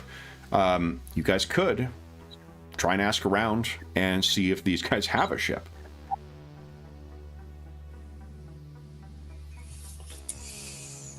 There's plenty of folks coming and going here. Lots of this is not, Mos Eisley, but again, there's one to two ships that arrive daily here. That's a lot of traffic coming and going from... It's a good point, and maybe the person to ask is, and he checks his notes, is... we should be having a word with Amalde. One suspects that she knows who owns all the ships in the place. We've got these guys' names and descriptions. Let me get a handout. I mean, she's familiar and has got no warm feeling towards them, so maybe she can shed some light on us and who they might hang out with. Because if she's on the station permanently, she's probably got much better contacts than we could ever get in a few days.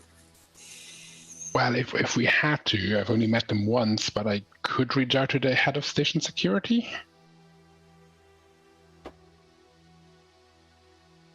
Yeah.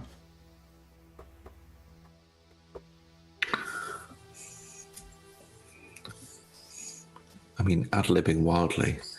I did meet up with someone last night, and she worked. She did work for the Port Authority. Oh, sorted. Okay. What do you guys wish to do then? Anna says good luck.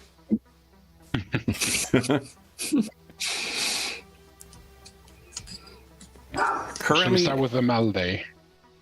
You start with Amalde? She's probably the one where we don't have to go with the sort of story to cover up why we're asking these questions. With her, we can't just say, it's the two goons that. Do you know anything about them? Can you find out anything about them? Whereas if I reach out to some random acquaintances from the opera, I'd have to come up with a pretty good story as to why I'm asking very specific questions all of a sudden. And do the ships that are currently docked, are they running their transponders? Yes. In which case we could at least see what they're broadbanding in terms of their ship type configuration from their transponder. Yeah. What are you trying to get out of it? I suppose first of all, the name of the ship and its configuration. So what type of ships they are. Well, again, you're assuming something though. Okay. You're assuming that they have a ship. No, all I'm saying is let's see what ships. Well, first of all, they're goons, so they may not have a ship. But what ships are actually there anyway? So I don't think you will be able to definitely get a name of the ships that are berthed in there. That's going to be public information. The outfitting of them, that is most definitely not going to be public information.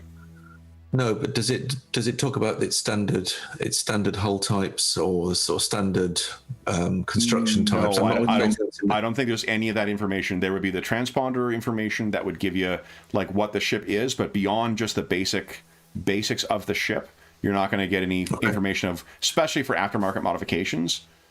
No. There's a reason why certain ships may not want to be broadcasting or sharing what kind of weaponry they've got. Yeah, if it's as you've heard too, setting aside that this particular station, from what you've heard about the relationship with the pirates, they may very well not be accurate descriptions of what's actually on there. Okay. So barring doing yeah, but what is it? What is it? Just you're trying to get a sense of what ships are in there and what.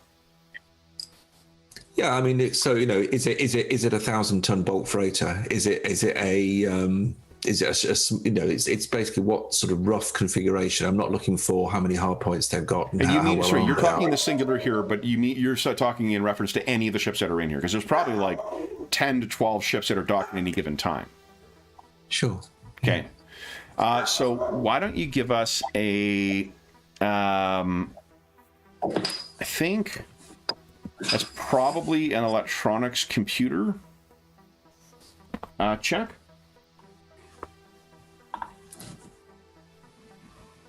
So you've got the names of ships that are in here, and you've got like basic types for them. There are at least two ships that are probably part of the like security force that Captain Sam ran into.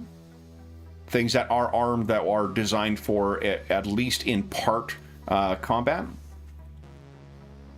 So there are a couple of ones that are on there, but unfortunately, you're not able really to gather much more than just the names of a bunch of ships that are currently docked and what might be inbound right now. Yeah, sure. Okay. Thanks.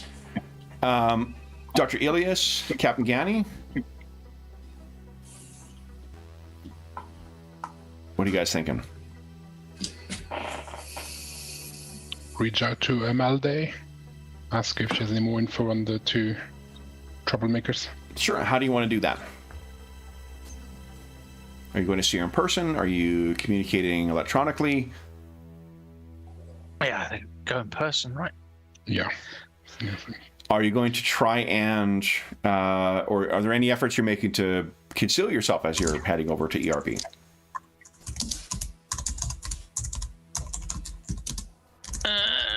I don't think I can. Yeah, I think after his last attempts, Dr.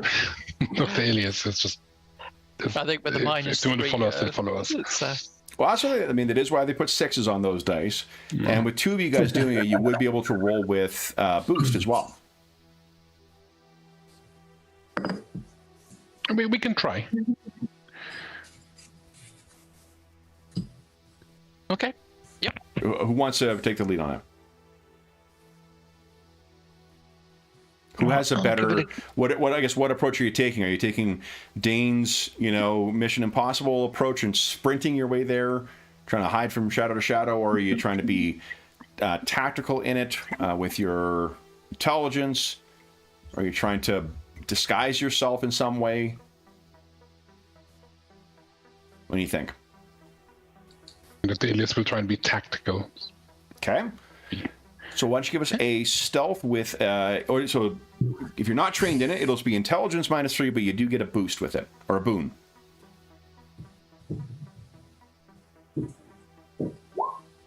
So subbing that 6 in, that gives you a, 4 higher, gives you a 7. So you're almost to an average check. Let me see. I have 1 point of luck left. Yeah, let me tell you what... And that might be well invested.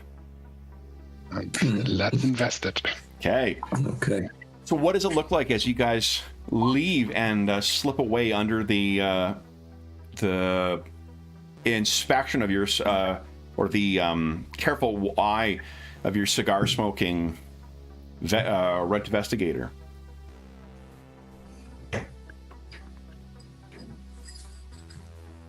Like, do you guys call some kind of like station rickshaw type thing to carry out, or do you, go out the servant or the staff quarters? What are you thinking?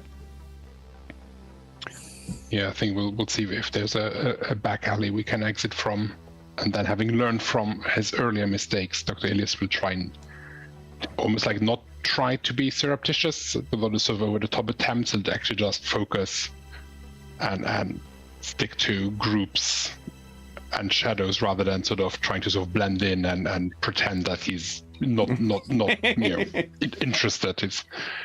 Okay, so what we see is Owen seems to be keeping a careful eye on the front, and Mr. Gruxon is positioned somewhere else. what Captain Gani and Dr. Ilias, you see is as you slip out the side, you're quickly able to kind of get yourself behind a group of maybe they're like delivery driver or delivery folks. So there's a couple of I think maybe what they're doing is they're supervising labor droids. So there's some labor droids that are carrying some, or robots, not droids. Wrong game, Madison. That's on Wednesday. Robots that are carrying this stuff along, and you're able to sort of slip up beside one of them. You pass by, and then easily able to, get yourself, as you say, Dr. Elias, blending in with the crowd. And as far as you can tell, you've lost them. Doesn't take long for you to make your way across, not across town, but across station. And how do you plan on getting an appointment with her?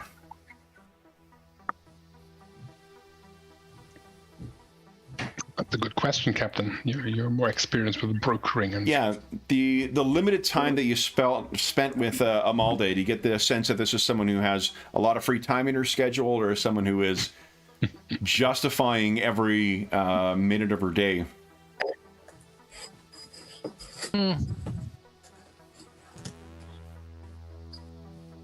I'd be saying, the gentleman that threatened you earlier, do you have any information on their associates and any ships they may have? That's you're sending a message to her to try and get the meeting? Well, I'd be I think I would be sending the message just with like 5 minutes of your time around the people who threatened you earlier. Okay. I think with your good broker roll before, you've left that open. So what she will tell you is she'll be heading back from a meeting elsewhere in the station, in the same district, mind you, and she can spare the walk back or the ride back. There's like a station rickshaw kind of thing. There's not vehicles that go around, but there are little, like, for those who can't take one of the like moving treadmills or whatever else, there's another way of getting around the big promenades. So you guys meet up and wait outside this. You probably arrive maybe 10 minutes early to this restaurant where she's been clearly meeting with someone. And then you see a, what do you call it? One of these like droid-led or robot-led rickshaws pulls up in front, and there's enough room in the back. It's not like a tiny little thing. And it's more like a combination of like a rickshaw and like a pound keen. So you've got the cover on it as well. So okay, she sends you a message saying meet inside. Let's meet inside. So you guys are waiting in there for about maybe 2 minutes before she comes and joins you, sits down. She taps something on her comm pad, and then the thing starts rolling forward, bringing her elsewhere. You have 10 minutes. Were you aware of the names of the two lowlifes that threatened you? No, other than one was both were human and one was augmented. Let me share their names. Clearly, they're interested in interfering with our mutual deal. We don't have a mutual deal. I have completed my end of the contract. But go on. I'm sure you would want that contract to be successful, given the influence of the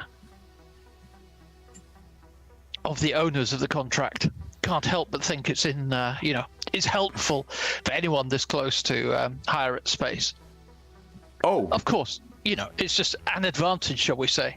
So I'm sure that at the end we want to be able to say how much everyone was helped in getting the clan's wishes.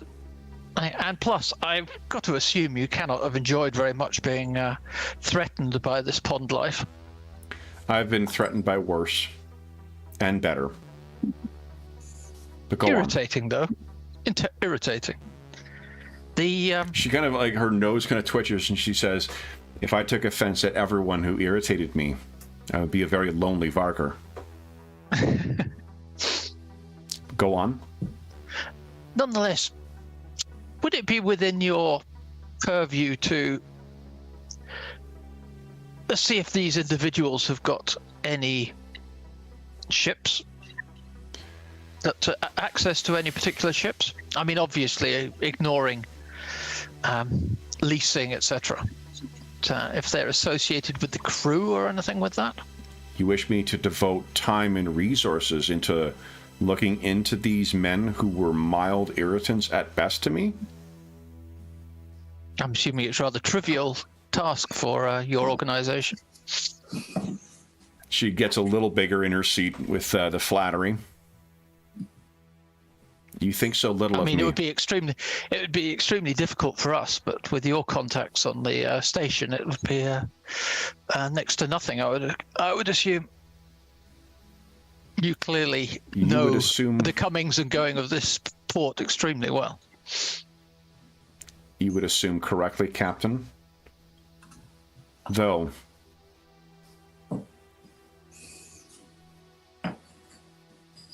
in the interest of future dealings, I won't take offense to you expecting that I would not have already done so once they threatened me. I rather hoped it would be the case, and therefore the fact that there'd be no inconvenience at all, in fact, to share the information. This is the first time you see a little bit of the corner of her mouth are going up. They are red investigators, not bounty hunters. They do not have their own ship, but and they do seem to, from their trying to think whatever the traveler equivalent of a passport would be. It seems they have traveled widely in the Reach. Someone is paying for them to look, or has paid them to look into things. And as good as my contacts might be, my pockets are not bottomless, and they seem to have made many friends on station. Well, thank you anyway. Very useful. Excellent information nonetheless, sir. I thank you. I hope that you will be able to repay this favor. I hope that we will have plenty more trade in the future. Her nose kind of twitches. And that is 10 minutes. The thing kind of comes to a stop. I wish you luck, Captain Gani. Doctor? And she steps out of the... And yourself. Steps out of the rickshaw palanquin thing. What do you wish to do? So you guys you could hire this thing to take you somewhere as well. Or you can try and walk once again. Dane is still on the ship, I'm assuming, at this point. Yes. What do you guys wish to do next? Honestly, I'm not sure there is much more we can do at this point. If she doesn't know who is behind it, and therefore which ships they might have, we're not going to find out. Well, again, she's saying they don't have a ship. No, but the people who are behind them. I mean, these guys are just glove puppets, so... Right. But, it's one thing to have a couple of guys on hire who are traveling around and whatnot. It's a whole other thing to have an entire ship on standby to ferry them around. No, understood. But it means that there's nothing much more to be gained, and we're not going to find out who it is, and therefore I just wanted to make sure, tell much more. In context, I wanted to make sure you understood that we were on the same page at that. It's... if Dane, if you were expecting that there was going to be a ship at the waiting to go at their beck and call and ferry them somewhere, that is not the case. Even that would be an enormous amount of money to be expending to have a whole ship on call just to ferry these guys around. What they would do, especially for a station like Gibraltar, there's ships coming and going every day. They can hire on to something and go wherever need go. The way that other travelers hire on to go onto your ship. That's how generally people would be getting around who don't own a ship. Mm-hmm. So, Yeah. with Amalde's insight, what do you guys intend on doing next then? Are criminal records public on Gibraltar Station? The Would we know criminal that, or- records would not. There would be public for whoever has been deported from this. That would be a relatively easy thing to come across. But the Trojan Reach is, for one thing, Gibraltar Station is a city-state into its own. So there isn't. It's not like Spurl where GDCO would be in charge. GDCO, we're also the law. Or Argona where PRQ would be in charge. It is a and it's not part of the Imperium either, so there would be some criminal records, but they might be limited to whatever shenanigans might have happened on this station.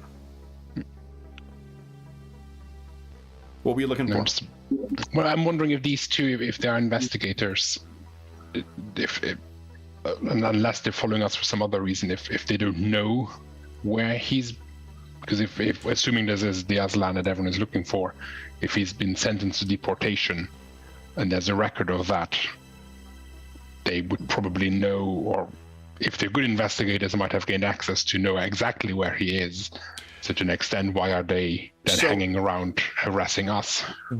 Knowing the name that was given, can you think of why a cursory inspection might make someone think it's not an Aslan? Because it's a Varker name. So, yeah. So that's what I'm wondering how intense or in depth of announcements of deportation. It's not like it's not something you can imagine why they wouldn't want to be constantly announcing people being kicked out of here. If you make the place seem like it's a fucking constantly people get come visit our constant stream of criminals leaving the. Yeah, this, and I mean, it also might be that there are they keep it under wraps. If you wanted to go and look for that, you could, but it wouldn't necessarily be something that you would think of. It's because this is not typically how, most places have penal colonies or some other way of dealing with things. Their way of dealing with criminals is a bit unusual. Also a bit fucking mean. Just send them wherever the next ship that's going out, throw them on the ship and drop them off wherever you end up. They didn't even give him his luggage before he left. So.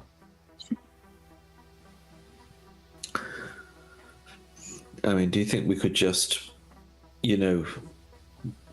go to Hernan's claim? Or do you think we need to do something more cunning? I think we might still be able to pick up some mail and some cargo. Sure. To keep up the pretense and to make some money on the side. So assuming he's still on Hernan's claim, a few extra hours or half a day, we're probably not. And if he's already left, much difference, and we're chasing after him, then we might need the extra cash and resources to. Yeah, let's take on mail. Let's take on cargo. Let's buy the unrefined fuel. Now, the good news of having cargo and mail is that it looks less suspicious. But the disadvantage of it is that it means that anybody will know where we're going. Yeah.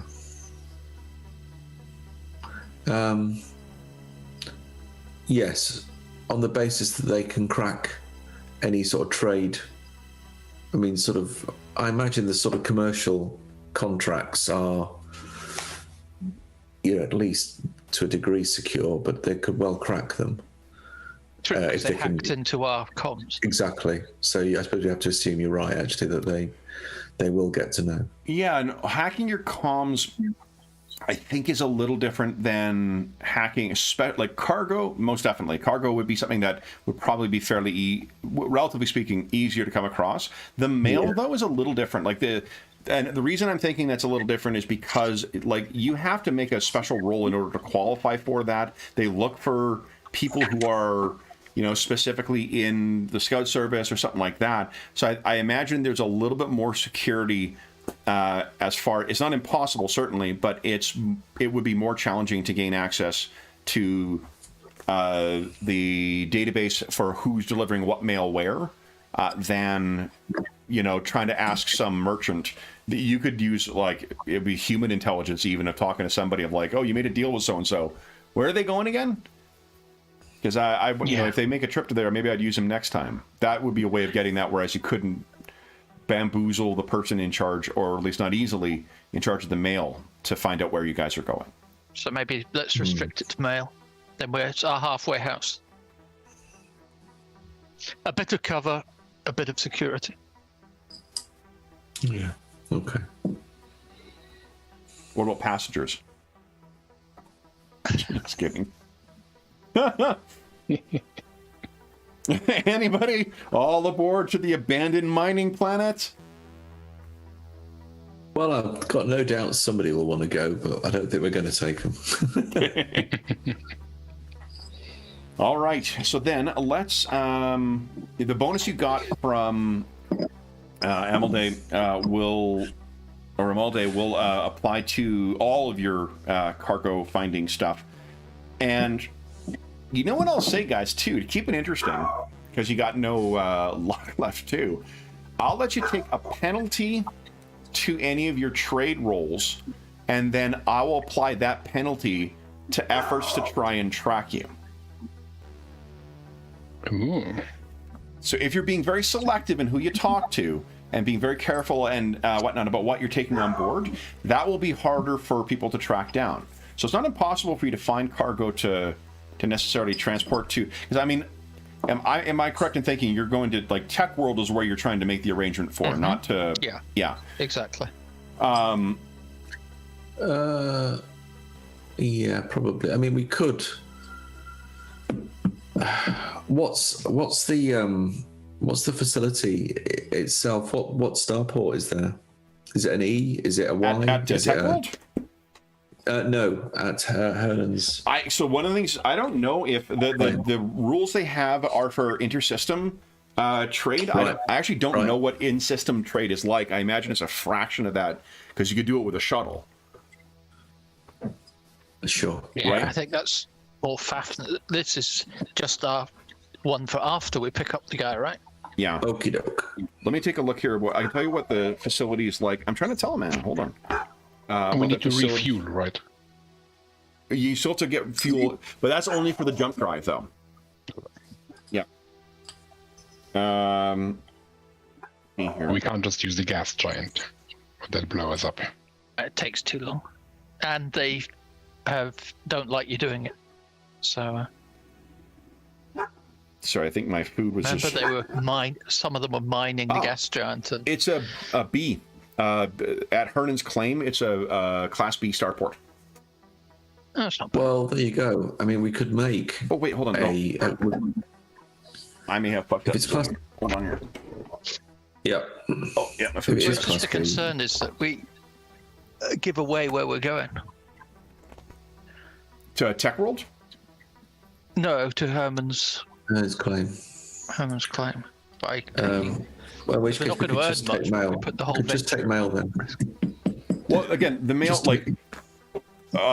the cargo you're going to pick up, that's for somewhere out system.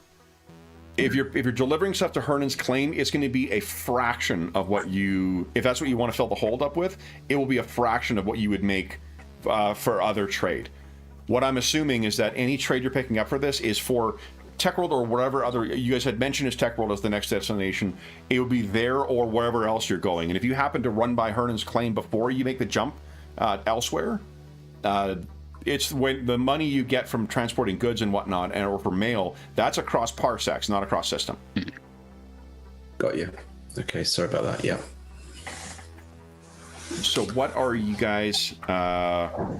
I mean, you could try and track down stuff for Hernan's Claim too, but then you don't need to tell anybody where you're going.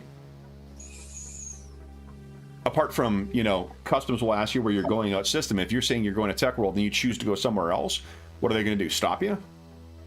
That's exactly what we should do. If we can make no profit on any trade, then we just don't. We just say we're going to Tech World. You mean no profit in We don't trade take at anything Carnage on. Claim? Yeah, exactly. So we just get the mail for Tech World and then bugger off. And we could try and see if we can get something with a very high modifier and see if we get lucky with some sort of secure cargo. But if not. And you guys have adopted what we call the Savage Worlds approach, which is you've stalled or at least run out the clock on the session, and you'll be able to start next session with a full slate of luck. So, you guys... yeah, so we'll take -6 on the cargo. Exactly. You will be able to take whatever penalties you want for this next time, and you'll have a full slate of luck from ideally a full crew as well. If we can just get the rest of the crew to turn up at least for the first 5 minutes so we can get the luck rolling, and then they can bugger off and do whatever they want to do on Sunday night. All right. So then, guys, that brings us to the end of our session. So we have a plan, and I think what we'll do is we'll make the rolls and such next time for acquiring gear, and there may be some other stuff that might be happening on Gibraltar Station. I'm sure it's nothing. It's a very uneventful trip thus far. But for those listening at home, thank you so much for joining us for session 8 of our ongoing Traveler campaign. As is always the case, if you have any comments, questions, or concerns regarding the session, the campaign, or the game we're playing, please don't hesitate to leave a comment in the comment section below, and I'll endeavor to reply in a timely fashion. There's also a link down below to the Dungeon Musings Discord server, where all of us are active, and we have channels there dedicated to this game, this campaign, and every other game we run on the channel, for the most part. There is also a link down below to our friends at Noble Knight Games. Noble Knight Games is the preeminent unionized retailer of hard-to-find and out-of-print RPGs in North America. Not only do they have an unmatched they have a terrific selection of new role-playing games, board games, and card games. They have an unmatched selection of hard-to-find and out-of-print RPGs. And if they do not have in stock something that you were looking for, then you can put it on a want list, and they will send you an email when it comes in, and you'll be able to pick it up then. If you make a purchase of $10 or more through their website, be sure to enter the code SPRINGMUSER, all caps, all one word, and you can find it down below. That will save you 10% on any purchase of $10 or more. Oh, I know, I'm telling them. Okay. If you are listening to this after July 1st, 2023, be sure to come back and check one of our more recent videos, and you will find what the current discount code is. There is also a link down below to something called Heroes Save Villages, and now that it's June of 2023, we have started the new round.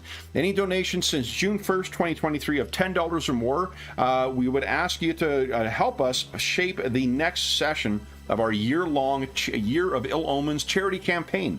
That benefits the SOS Children's Villages International Charity, a really amazing organization active in over 130 countries, benefiting over 80,000 orphan and abandoned children. And any donations that go through that link down below go directly to SOS Children's Villages International. None of it goes to the channel or any other middleman. It just goes to help out the kids who benefit from their services. And as a small way of saying thank you, if you donated $10 or more through that site, you will get a chance to vote on the different elements of our next 3 sessions to wrap up this year's Year of Ill Omens. If you donate $25 or more, you'll have a chance to win the grand prize or one of the other great prizes in our next charity raffle. That'll be occurring at the end of November in 2023, and at the end of June, we'll be having the raffle for the first half of the year, for the first half of 2023. Prizes include an opportunity to play a game with us, or I have 2 copies of the D-Genesis Rebirth Edition core rulebooks that I picked up right when that game went out of print.